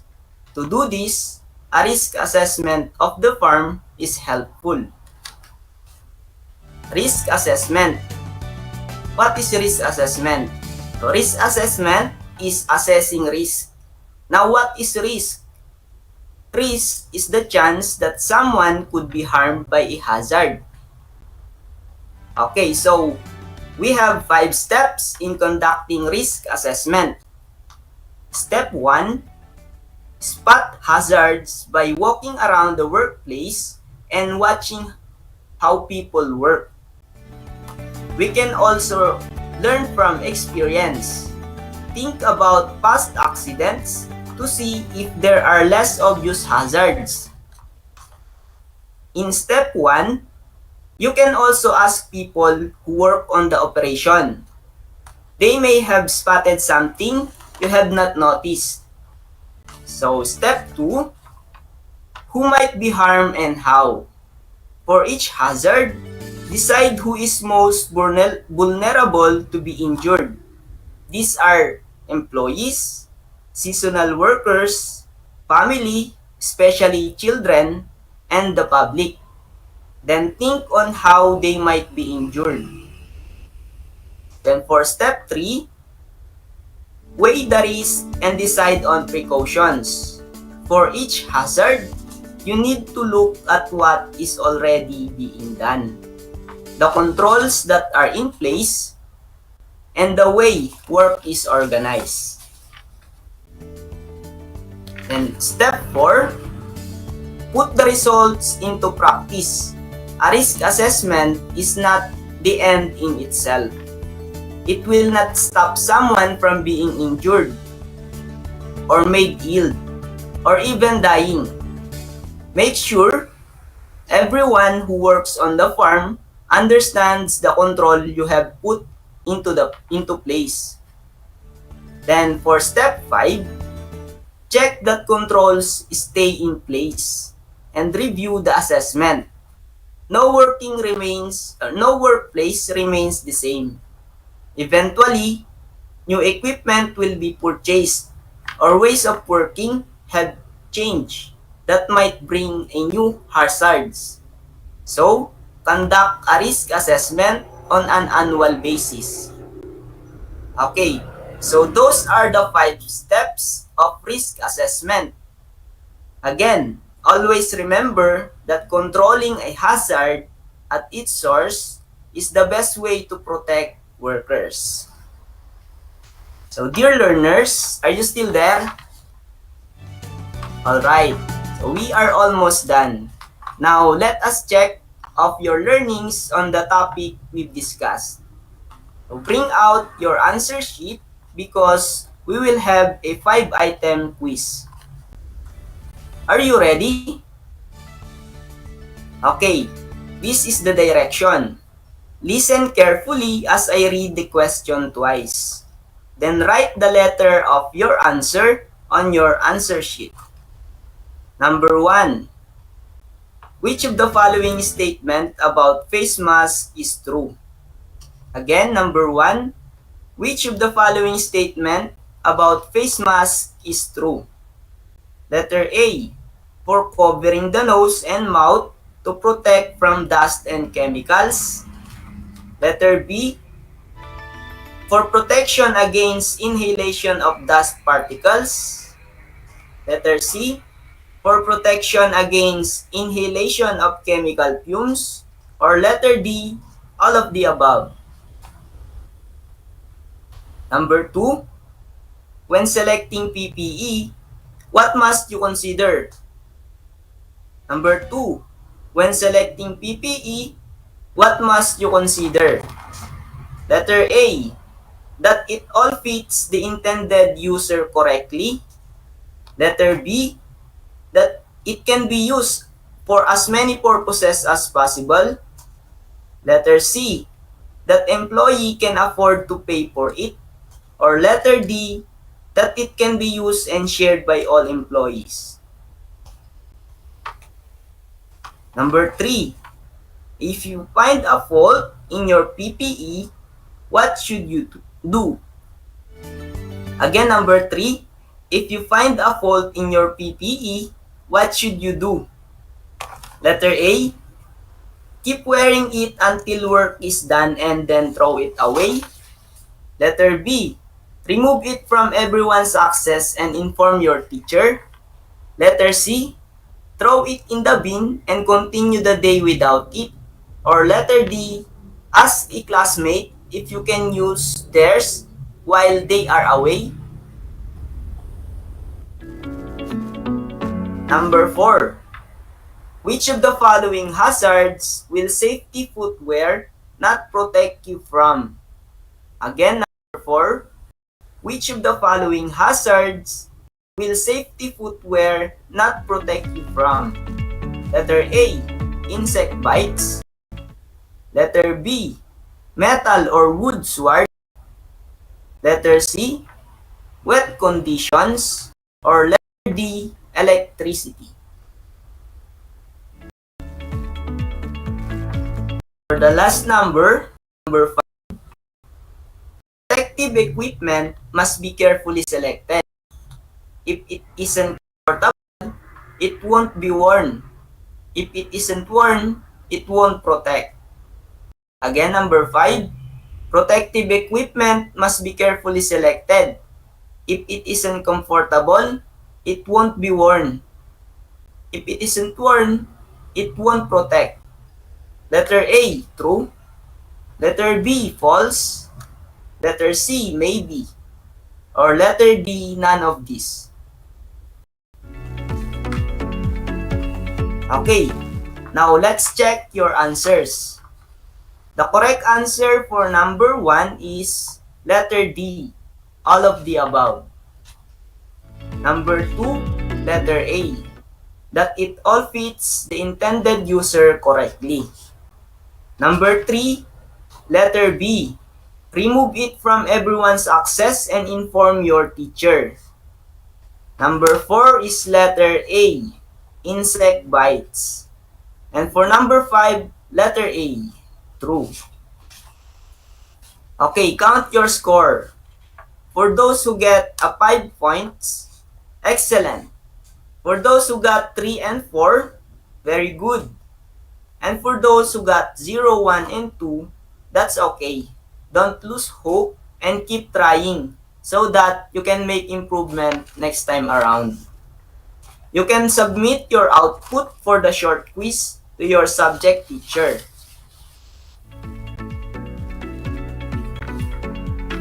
Alright, that's all for today. I hope you have learned something.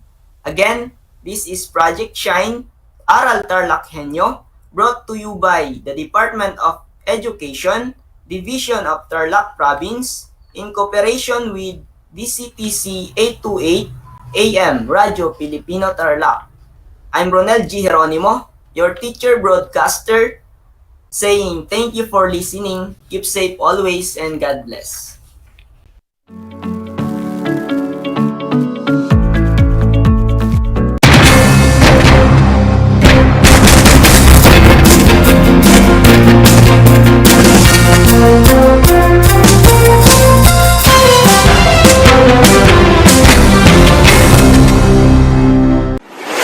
Kabahagi mo Radyo Pilipino.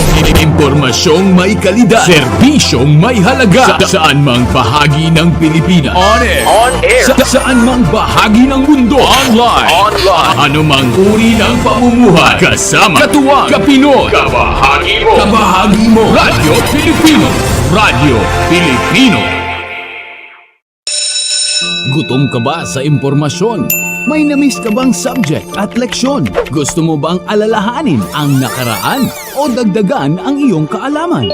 Lahat yan alamin natin because the professor is in. Professor on air and online. Kasama si Professor Willie Perez. Isang oras na kaalaman, isang oras na makabuluhan. Professor on air. Mamangha at tumawa sa mga tips at trivia. Sa gabay at tanong, sagot ka rin niya. Professor on air and online. Kasama si Professor Willie Perez. Tuwing Sabado, alas 10 hanggang alas 11 ng umaga. Mapapakinggan sa Radyo Pilipino at mapapanood sa RTV Tarlac Channel 26. Professor on air. This is my story. Ano ang kwento ng buhay mo? Malungkot? Masaya? May kababalaghan? O puno ng aksyon? Ang bawat kwento ng kapwa nating Pilipino ay mahalaga. This is my story. Sama-sama nating ibahagi ito upang magbigay aral at inspirasyon sa ating lahat. This is my story. This is my story. Hosted by Mitch Desunia. Tuwing Sabado, alas 3 hanggang alas 4 ng hapon. Mapapakinggan dito sa Radyo Pilipino at mapapanood sa RTV Tarlac Channel 26. This is my story. Handa ka na bang magpabakuna? Narito ang mga paalala at hakbang na gagawin sa proseso ng pagbabakuna. Bago ang pagbabakuna, kinakailangan mo nang dumaan sa pre-vaccination screening. Kinakailangan kumuha muna ng medical clearance sa doktor ang mga kabilang sa special population tulad ng mga sumusunod. May problema sa immune system, may cancer, may HIV, sumasailalim sa transplant operation, kasalukuyang umiinom ng steroids, mga senior citizens na may special conditions. Step 1. Waiting area. Siguraduhin kayo ay pumunta sa tamang oras at petsa ng inyong schedule sa pagbabakuna. Hindi papayagan ang mga walk-in sa vaccination sites. Maupo sa bakanting upuan alinsunod sa tamang pagkakasunod ng bilang. Hintayin na tawagin kayo para sa susunod na hakbang. Habang nag-aantay, sumunod sa minimum public health standards. Isuot ang face mask at face shield. Sundin ang proper physical distancing at ugaliing maghugas at isanitize ang kamay. Step 2. Registration. Sundin ang mga patakaran ng inyong LGU o vaccination site sa pag-register at ipakita ang inyong government ID.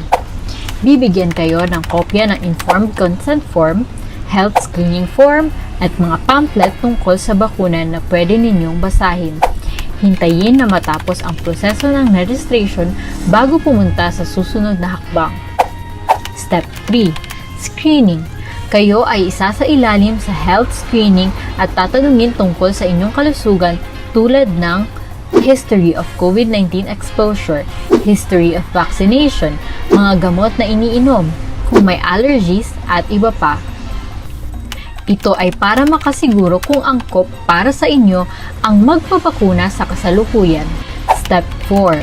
Health Education.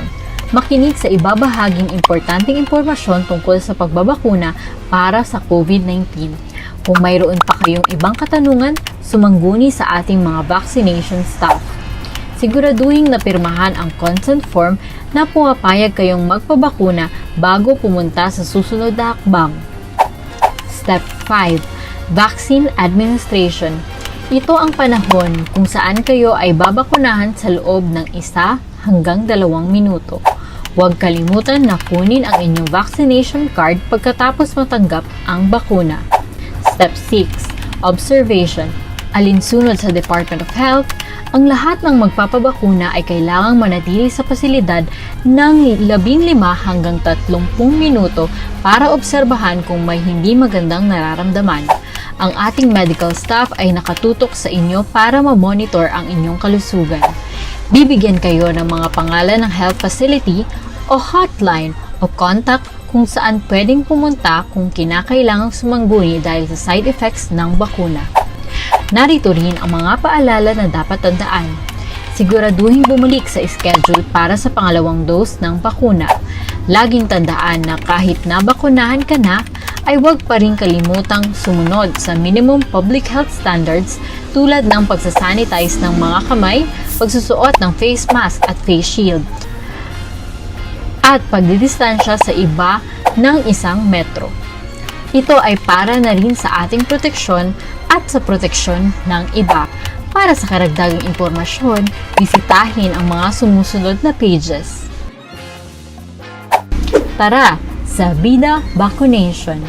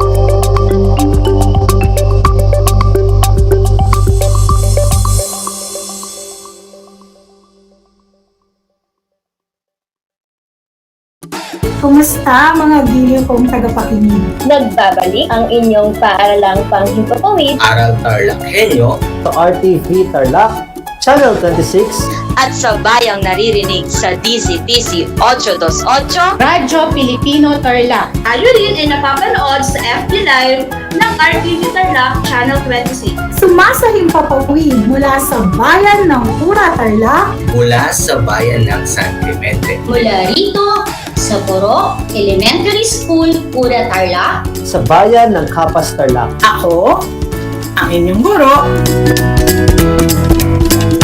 na maghahatid sa inyo ng makabuluhang pagtalakay sa ating aralin.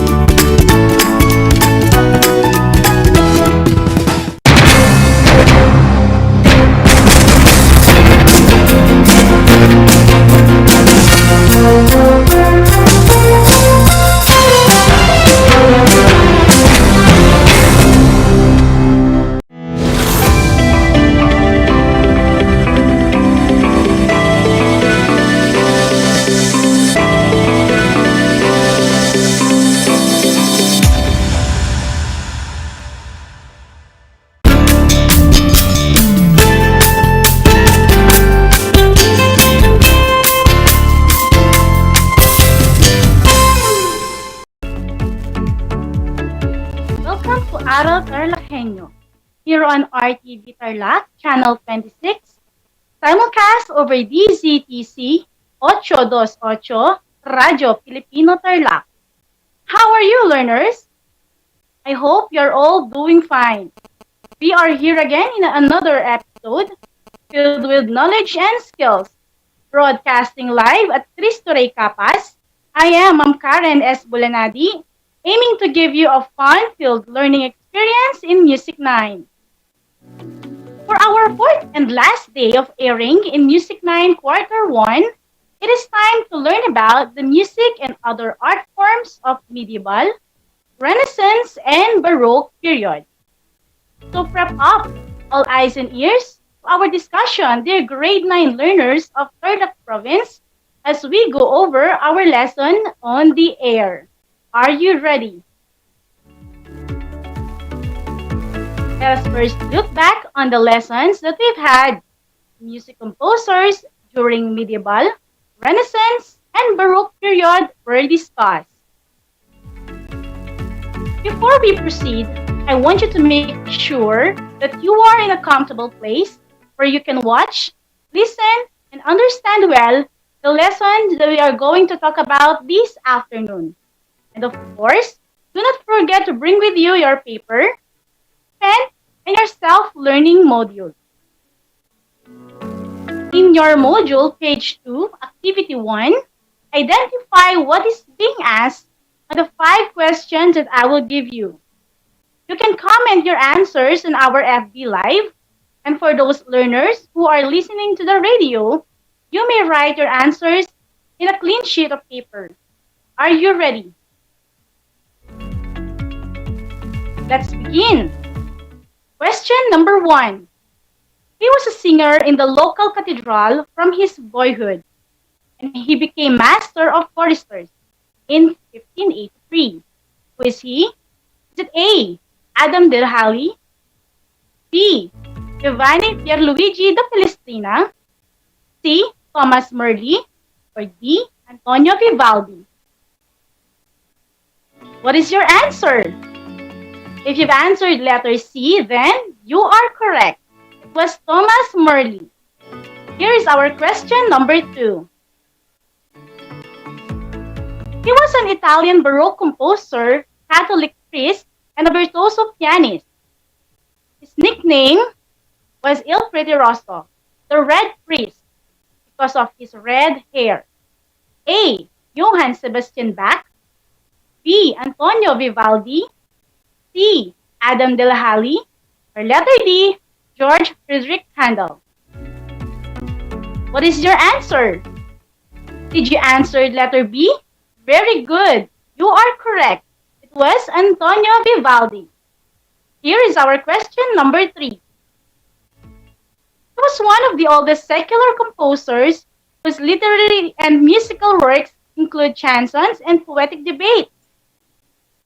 A, Adam Delhali, B, Thomas Merli, C, Johann Sebastian Bach, or D, George Friedrich Handel.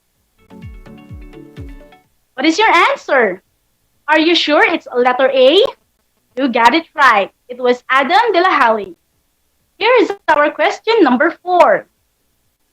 He is said to be the greatest master of Roman Catholic Church music during the Renaissance period, and majority of his compositions are sacred music. Is it A, Johann Sebastian Bach, B, Antonio Vivaldi, C, Adam Delhali, or letter D, Giovanni Pierluigi da Palestrina? What is your answer? Did you answer letter D? You are correct. It was Giovanni Pierluigi da Palestrina. And lastly, here is our question number 5. He is remembered for his operas and oratorios. He was also became England's favorite composer. Is it A, Adam Delhali, letter B, Thomas Merli, letter C, Johann Sebastian Bach, or letter D, George Friedrich Handel? What is your answer? If you have answered letter D, you are correct. It was George Friedrich Handel. You did a great job. I am really amazed that you can still remember our previous topic in Music 9.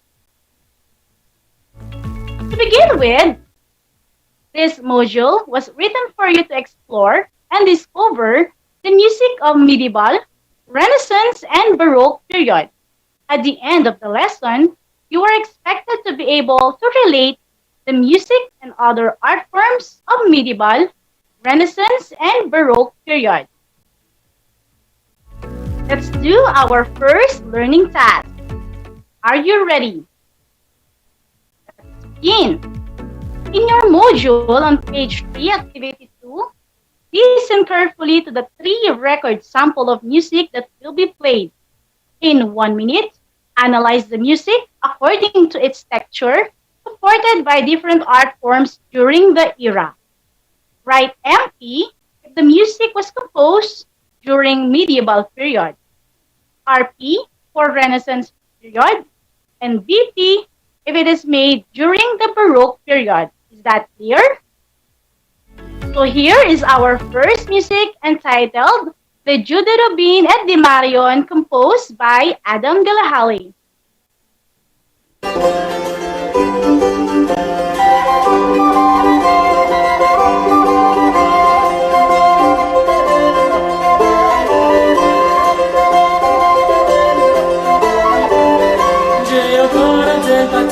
Qui n'est mis de la terre, que nous mangerons marotte avec moi et vous. J'y me rattendais marotte, j'y vendrais parler à vous.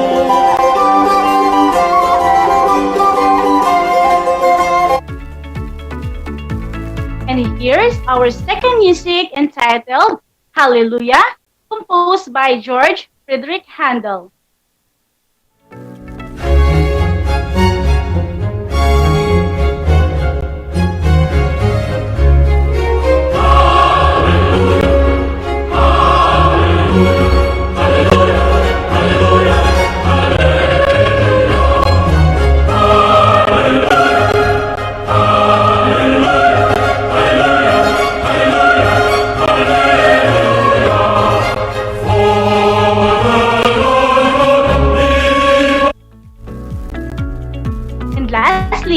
Here's our third music entitled Fire, Fire, My Heart, composed by Thomas Morley.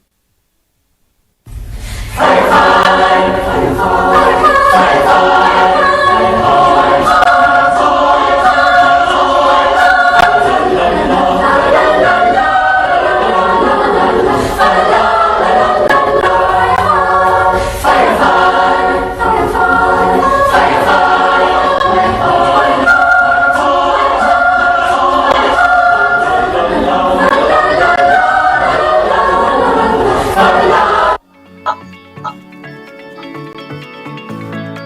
Here are the answers. The Jude de Robin et de Marion was composed during medieval period or MP. Hallelujah was composed during Baroque period or BP. And Fire, Fire, My Heart was composed during Renaissance period, RP. Did you get all correct answers? Then you have a sharp listening skill and a prior knowledge regarding on today's lesson. If not, that's okay. As we proceed to this afternoon session, you will be able to differentiate the music of these 3 periods. Music, painting, and stage plays could make us weep or laugh. These art forms have challenged, comforted, and thrilled us. There must be a common thing that binds this music with other art forms, and they must be interrelated. Because of the similarities and differences in music, which one hears, and painting, which one sees, have always been noticeable by the senses. One must have a clear idea how the different art forms are interrelated with each other. Join me as we discover the relationship of music to other art forms and its history within the era, starting with the medieval, the Renaissance, and to the Baroque period. Let's do the fact or bluff. Listen carefully to the discussion, and afterwards, I will simply ask you if the statement that I provide is a fact or a bluff. Let's start. The medieval period. During the medieval period, music was monophonic and single-line playing chant at the time. Monophonic consists of single musical line without accompaniment. Painting was also two-dimensional, single line, and without any pictorial depth. The represented figures were flat, stylized, without volume or expression, and the painters were unknown. Medieval sculptures also did not follow the correct proportion. As you see in this artwork, the dimension of the sculpture seem distorted. The upper body is too long in comparison to the knees and leg. In the medieval period, the binary concept expressed in music and painting found the equivalent in literature.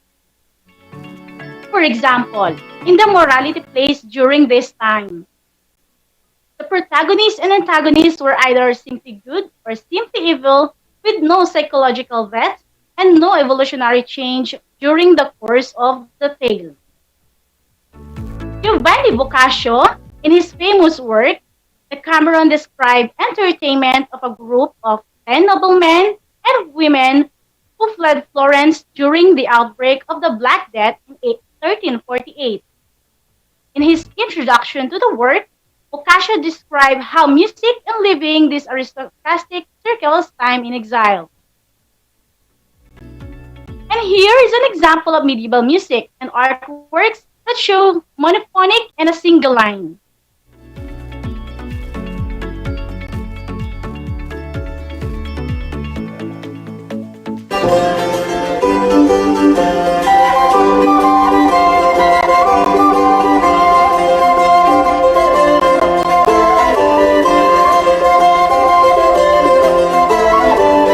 J'ai encore la télépathie qui n'est mis de la tête. Que nous mangerons marotte avec moi et vous. Ci me rattendez marotte, ci vendrez parler à vous.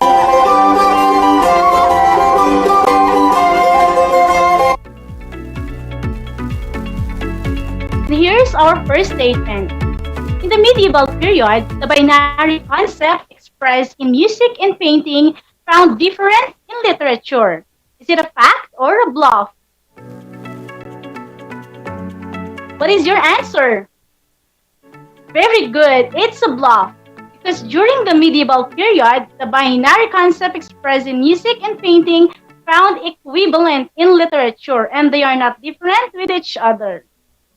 Let's move on to the next one, the Renaissance period. During the Renaissance period in 14th, 15th, and 16th centuries, lead a profound change that occurred in music, arts, and literature.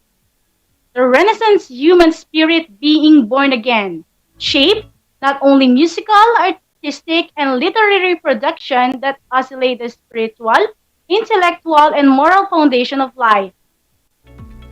During the Renaissance, music became polyphonic. Polyphonic means producing many sounds or voices simultaneously. For example, the tonic triad centered the musical composition of the voices that were equally in freedom and authority. The composition moved these voices to create musical unity, projecting the work as a harmonic home. Just as the tonic triad in music, the classical triad in painting centered the image on the canvas. Painting during the Renaissance era had abandoned the medieval emphasis on narrative scenes and arrived at a central perspective. Music and painting also found their similarities to literatures during the Renaissance era. It is notable that composers in the Renaissance period found a new relationship to worded voice, to prosody and meter, and to pictorial and emotional content of their text. Here is an example of Renaissance music and artworks during this time.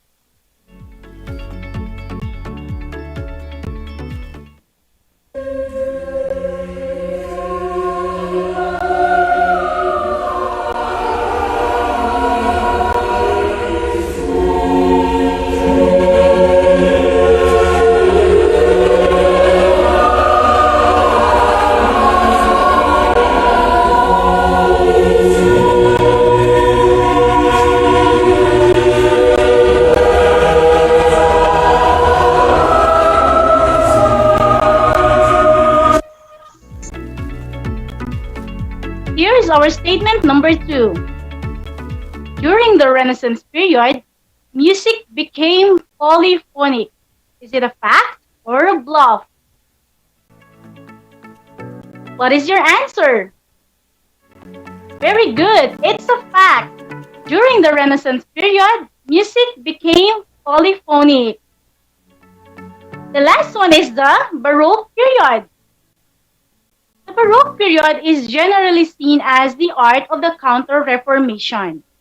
With the Reformation, the Catholic Church had lost a very large number of its believers and needed to reform itself. The said Reformation is manifested in the different art forms. There was also a change in the architectural layout of the church buildings, bringing the priests and the public closer together. In a similar way, music composers changed the relationship to the building and the congregation. Baroque composers took up new things as the opera scene depicted delusions, matching the painted heavens of the locked churches. Baroque music, especially in that of the greatest of the year's composer, Johann Sebastian Bach, the new arts of sonority and color came into being. Polarity of voices developed, where the main importance and tension fell upon the outer voices or the soprano and bass, with the middle voice or altos and tenors filling in. Yes, Baroque period composers broke with the past and brought a new emotion to the music. The Baroque music, painting, and literature, the inclination was to withdraw from the realism of life, seeking enchantment in the life beyond, moving towards the marvelous and supernatural one. Here is an example of Baroque music and artworks during this time.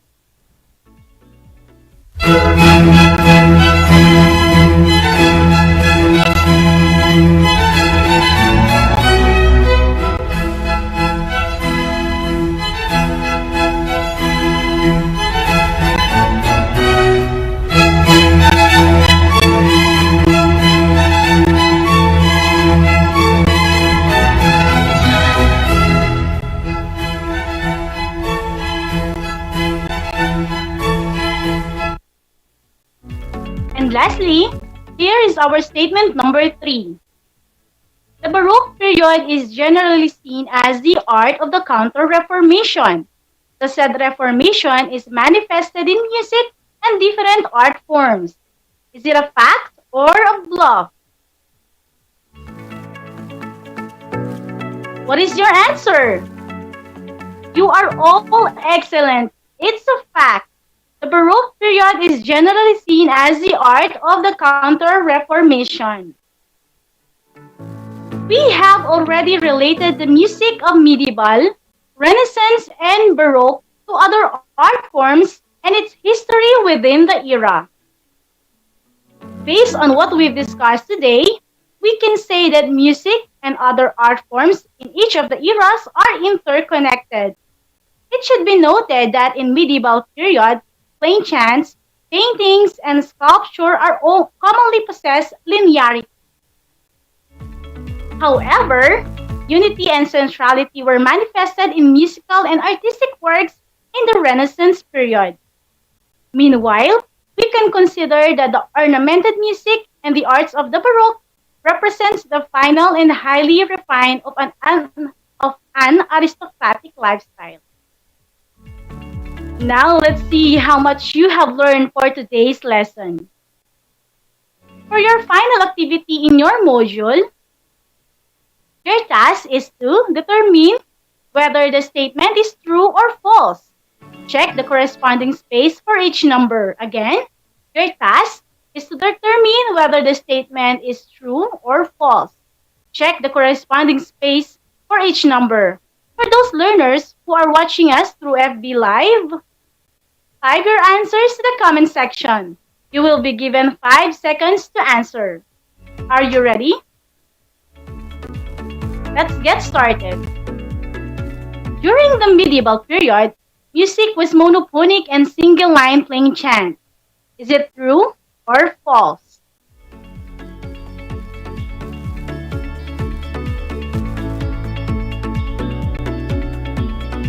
What is your answer? If you have answered true, then you are correct.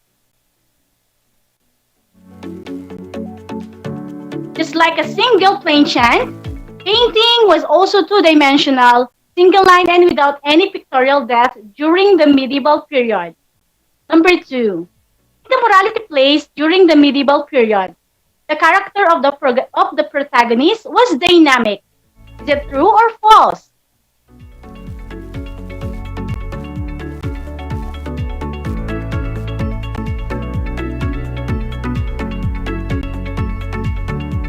What is your answer? You are correct. The answer is false. The protagonist's character was flat and not dynamic. Protagonists were either simply good or simply evil with no psychological depth and no evolutionary change. Number 3. Just like the tonic triad in Renaissance music, the classical triangle in painting centered the image on the canvas. Is it true or false?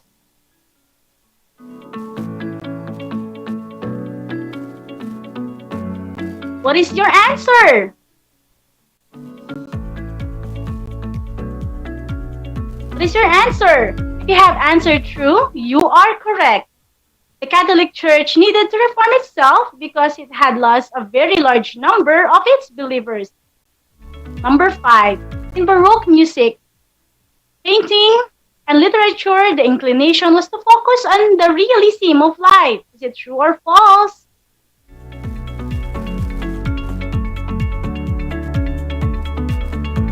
What is your answer?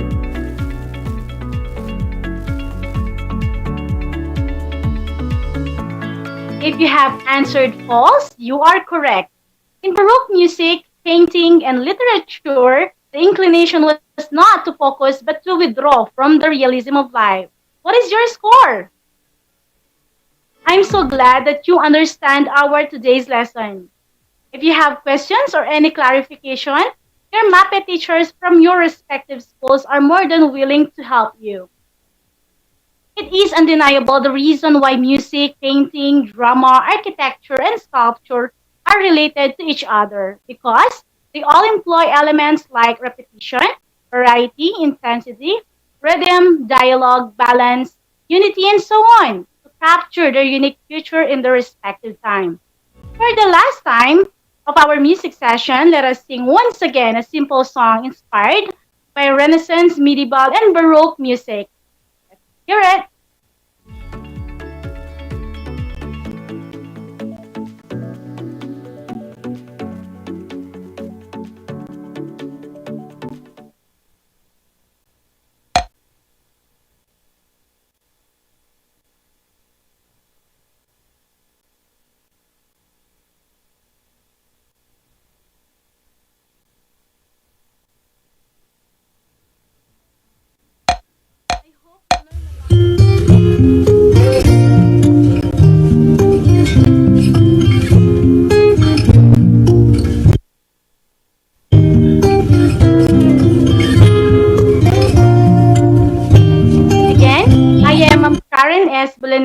Your Music 9 anchor teacher for today, and remember to put a happy ending in your daily life story. Until next time!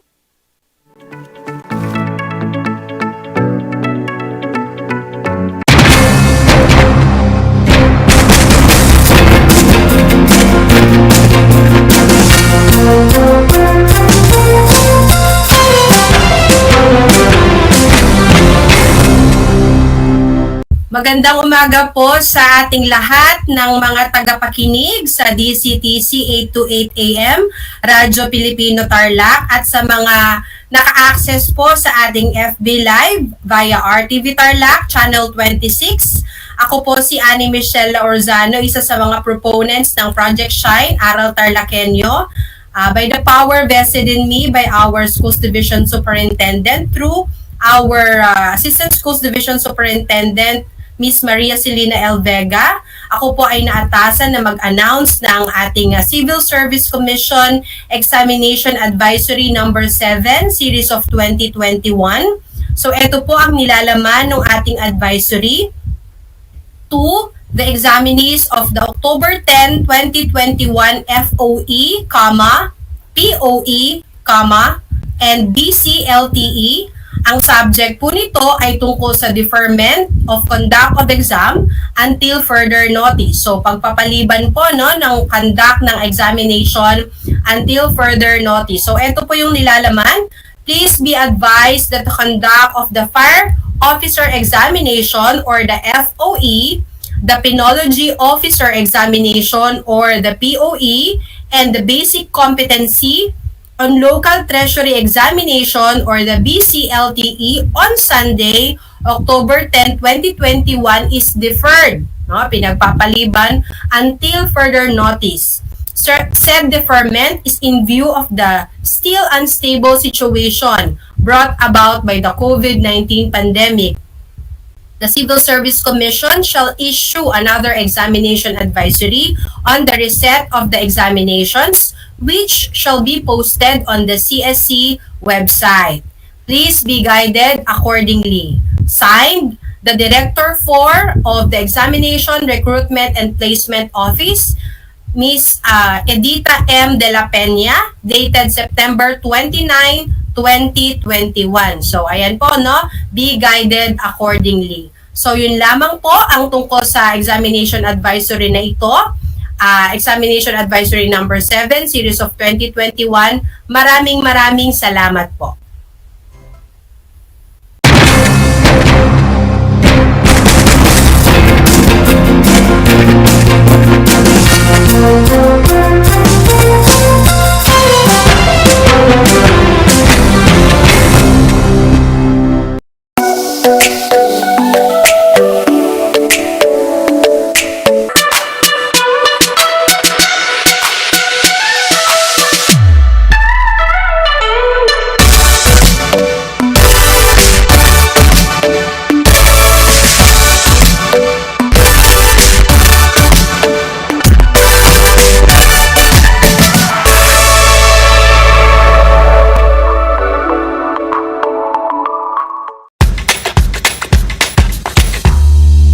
Alam niyo ba na ang whale shark ay hindi isang whale? Ang whale shark o butanding ay kinikilalang world's largest fish at tinatawag gentle giants. May sukat itong 12 meters. Maliliit ang ngipin ng butanding, kaya naman planktons o maliliit na hipon at isda lang ang kaya nilang kainin. Simula noong 2011, marami nang nahumaling mag-whale shark watching sa Oslo, Cebu. Alam niyo na, yan ang whale shark!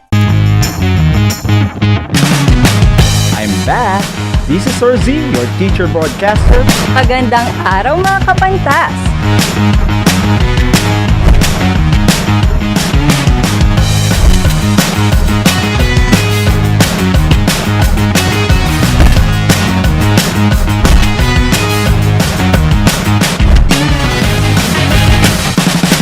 Welcome to Aral TarlakHenyo.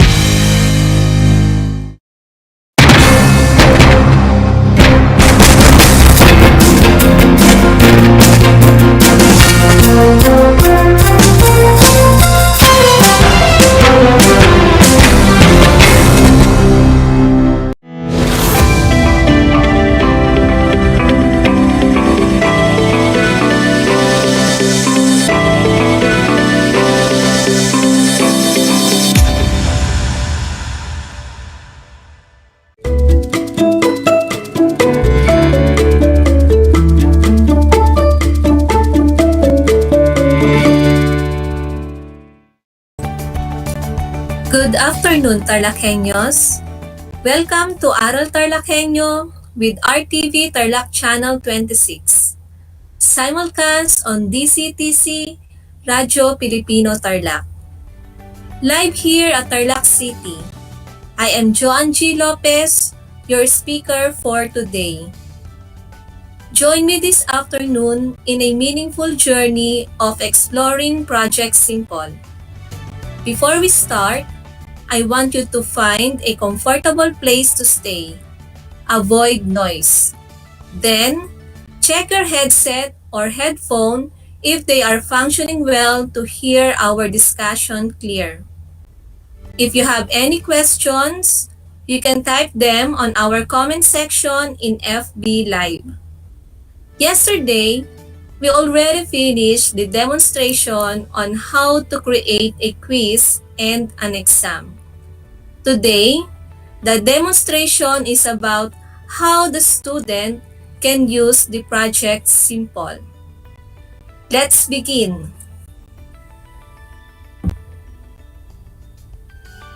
So to start, let's log on simple.ph, press enter, then type the credential of the student. Then type the password. Press enter or click login.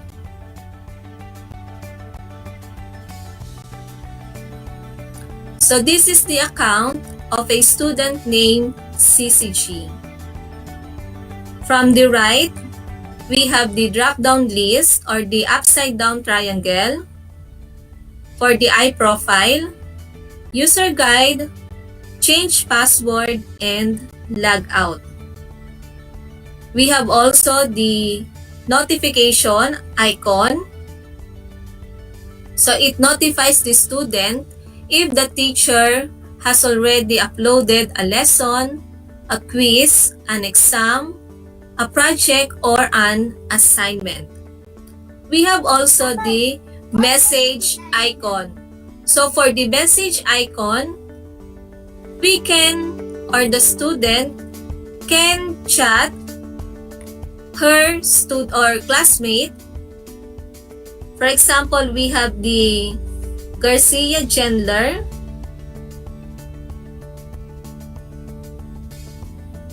How are you? Then press enter.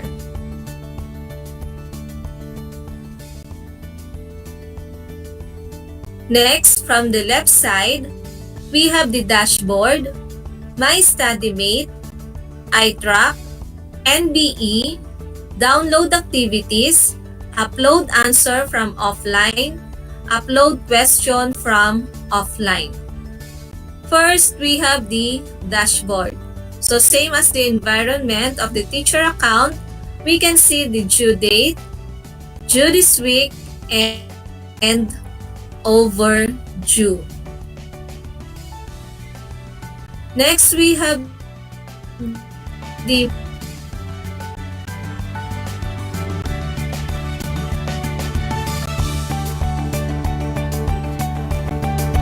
For My StudyMate, select the year or term.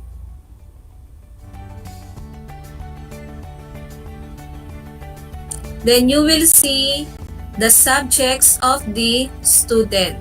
So we have Computer System Servicing NC2, Personal Development, Physical Education and Health, Pagsulat sa Filipino sa piling larang, pagbasa at pagsusuri ng iba't ibang teksto, Research in Daily Life, Reading and Writing Skills, and the last subject is Statistics and Probability. Each, meron siyang go-to activities. So under go-to activities, makikita ng estudyante lahat ng lesson na in-upload ni teacher. Even the assignments, projects, quizzes, and exam. So for CSS, okay. So we have the period 1 and 2, type, exam, lesson, project, assignment, and quiz. And this is the title. We have the start date, the due date, so the student can monitor the due date of each activity. Then we have the completed. So once it is checked, may green na check, ibig sabihin, nagawa na ng estudyante. Kapag may cross, hindi pa natatapos o hindi pa nagagawa ng estudyante. So we have, yesterday, we upload the exam, summative test, and we have also the quiz number 7. So if the student will answer the exam,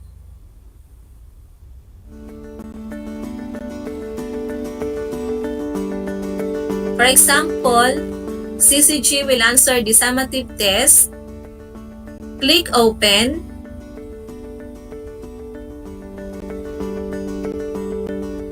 okay. Yesterday, the summative test has 3 parts. So the test 1 is true or false. So the student can answer directly if she is using the simple in online, or she can download this summative test. So if the student will answer, question number 1, a flash drive is an example of storage device. Just select the answer, then click submit. Do you wish to submit your answer? Click OK.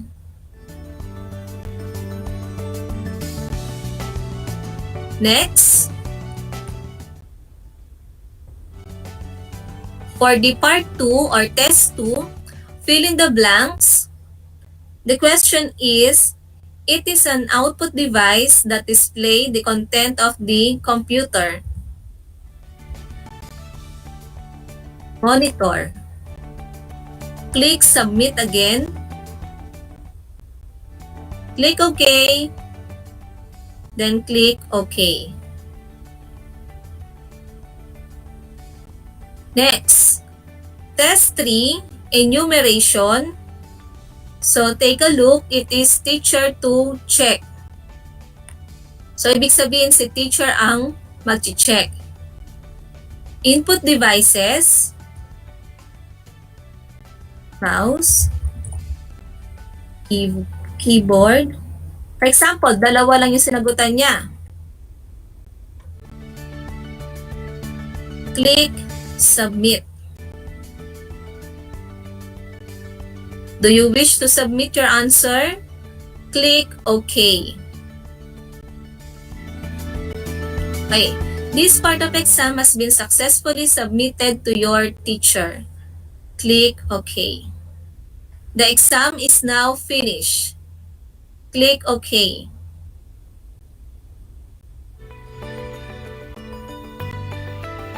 Take a look. Okay, so tingnan natin. For the result, on test 1, so it is 1 item, CCG got the correct answer. Then for the test 2, again, CCG got the correct answer. And for the test 3 enumeration, 0 pa yung nakalagay. Bakit? Dahil si teacher ang mag-check, siya ang magbibigay ng score. So mamaya tingnan natin paano nga ba magbibigay ng score si teacher.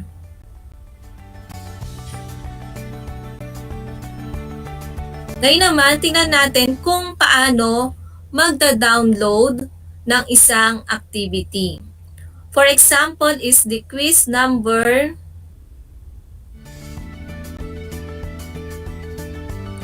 7.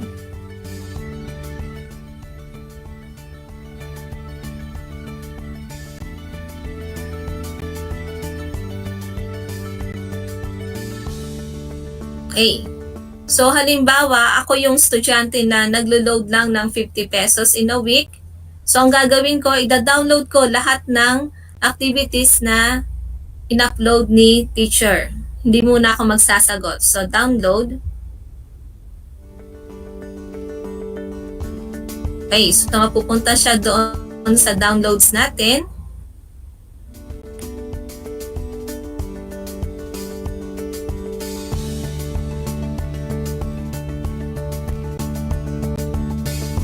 Ito yung dinownload natin na quiz. For example, magsasagot na si estudyante. Quiz number 7. So, open lang. Pwede niyang buksan ito kahit wala siyang internet connection. For example, magsasagot. It is an example of input devices. So, I will choose keyboard. Then, click submit. So, dahil offline, may lalabas ulit na file. So, this file, ito yung i-upload natin once na tayo ay magsasubmit na ng answer kapag online na tayo.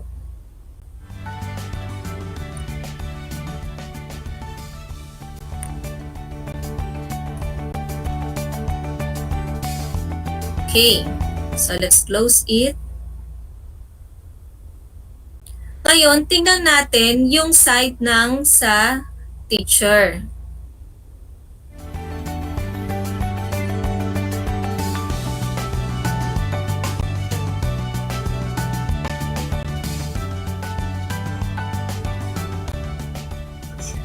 Okay, log in.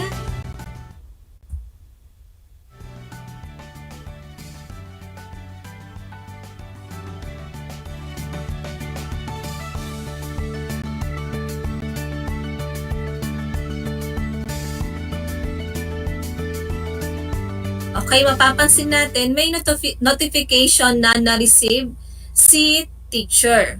So, CCG Peralta Mejia has submitted a new activity in CSS 11 summative test. And CCG Peralta Mejia has submitted a new activity in CSS 11 trial. So, dito tayo sa summative test. Okay. So, ito yung sinubmit ni CCG. Grade 1 of 1. So, ito yung score na nakuha niya sa test 1.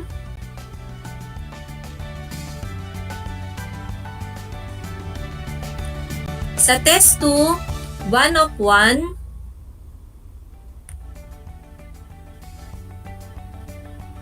And for the test 3, ayan. So, dito tayo. 5 ang hinahanap sa enumeration na input devices, pero ang nasagot lang ni CCG ay 2. So, i-check natin yung sinagot niya, mouse, keyboard. Kung ito naman ang nakalagay dito ay monitor, kahit na hindi natin i-tick yung box.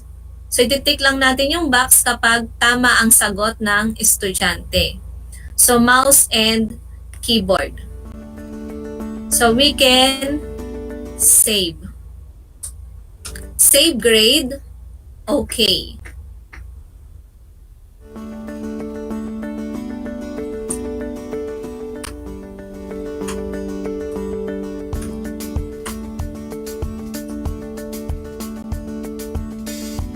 Okay, so let's wait.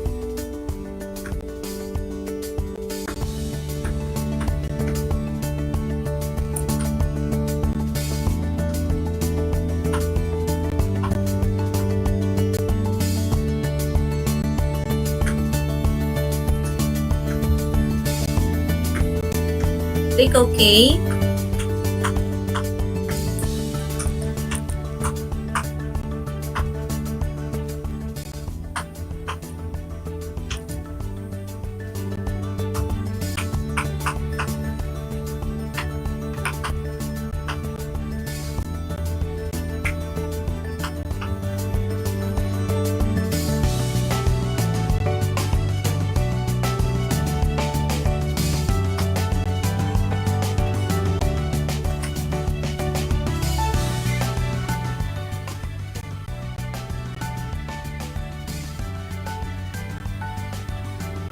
So I think it is on my internet connection.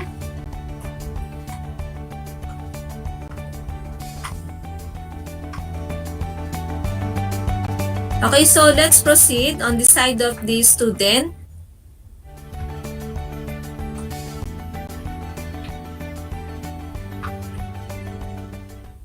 Okay, so kanina nakita natin na nung nagsagot offline ng estudyante, may lumabas na isang file. So ito yon. Ito yung i-upload natin sa Simple once na naka-online na ang estudyante. So paano niya gagawin yon? Here, upload answer from offline. So click niya lang yon. Magkaiba yung answer sa question. Kaya may kita natin doon sa file name niya, answer ang nakalagay. So let's click it. Find the file.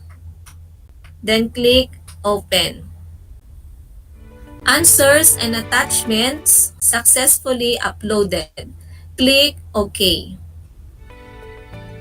So makikita natin dun sa quiz number 7, check it is completed. So kapag question naman ang i-upload, dito pupunta si estudyante. Ngayon, itong download activities, pag kinlik natin,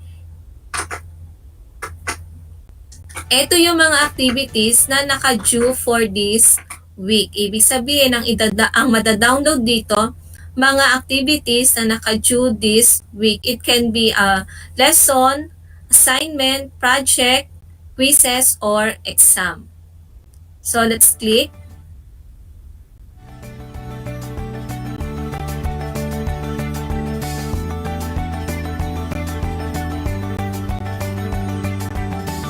Ayan, so we have the essay, lesson number 9, trial quiz number 4, trial quiz number 5. So ibig sabihin, ito yung mga lesson na hindi pa natatapos ni CCG na naka-due this week. Meron din tayong essay, yung quiz, and yung mga trial quiz and trial quiz number 4 and trial quiz number 5. Sa iTrack, dito niya makikita yung grade niya for the final. So, since na hindi pa naman final, kaya wala pang nakalagay. And we have also the NBE. So, let's go back to the account of the teacher.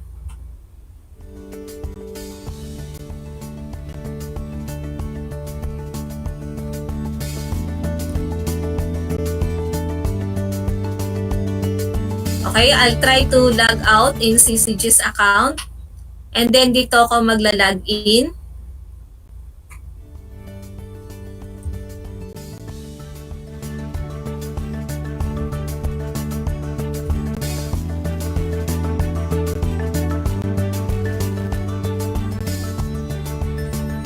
Okay, so let's see the submission of CCG. So term, then select go to submission para makita natin yung mga sinasubmit ng mga estudyante.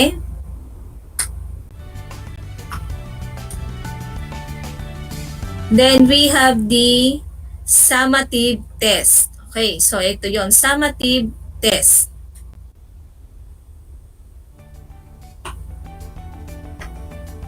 Okay, so ang score niya pa lang is 2. Yung part 1 or yung test 1 and test 2.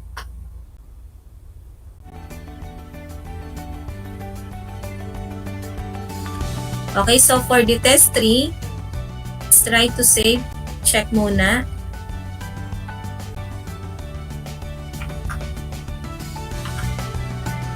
Okay, activity graded. Ayan.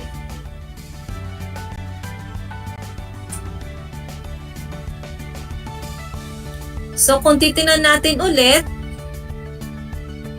summative test from 2 nadagdagan na ng 2. So magiging 4 na ang score ni CCG.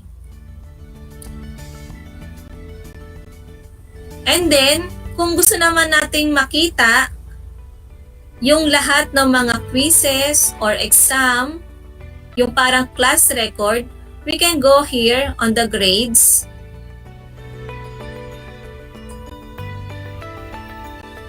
Select year or term. Go to class grades. Okay. So, let's find Mejia. Ito yung mga score niya. 4. Yung ikalawang 4, under sa exam number 2, ito yung nakuha niyang score sa summative test. And then yung quiz number 7 kanina, na ginawa niya offline, tapos sinubmit niya nung nag-online siya, ang nakuha niyang score is 1. So, by using simple, pwedeng ma-check automatically or manually ang mga sinasubmit ng mga estudyante na activity, quizzes, assignment, or project. So, tatandaan, sa side ng estudyante, pwede niyang i-download yung mga activities para mabasa niya offline or masagutan niya offline. At once na nag-load na siya ulit, maaari niyang i-upload yung mga questions and answers from the activities. And also, on the account of the teacher, mamomonitor niya yung mga grades, yung mga scores na nakuha ng estudyante at ito ay naka-record sa simple. So as my demonstration is about to end, I hope you learned something new. I want to share a quote from Bill Gates. The advance of technology is based on making it fit in so that you don't really even notice it. So it's part of everyday life. Once again, I'm Joan G. Lopez na nagsasabing keep safe always and have a good day. Thank you!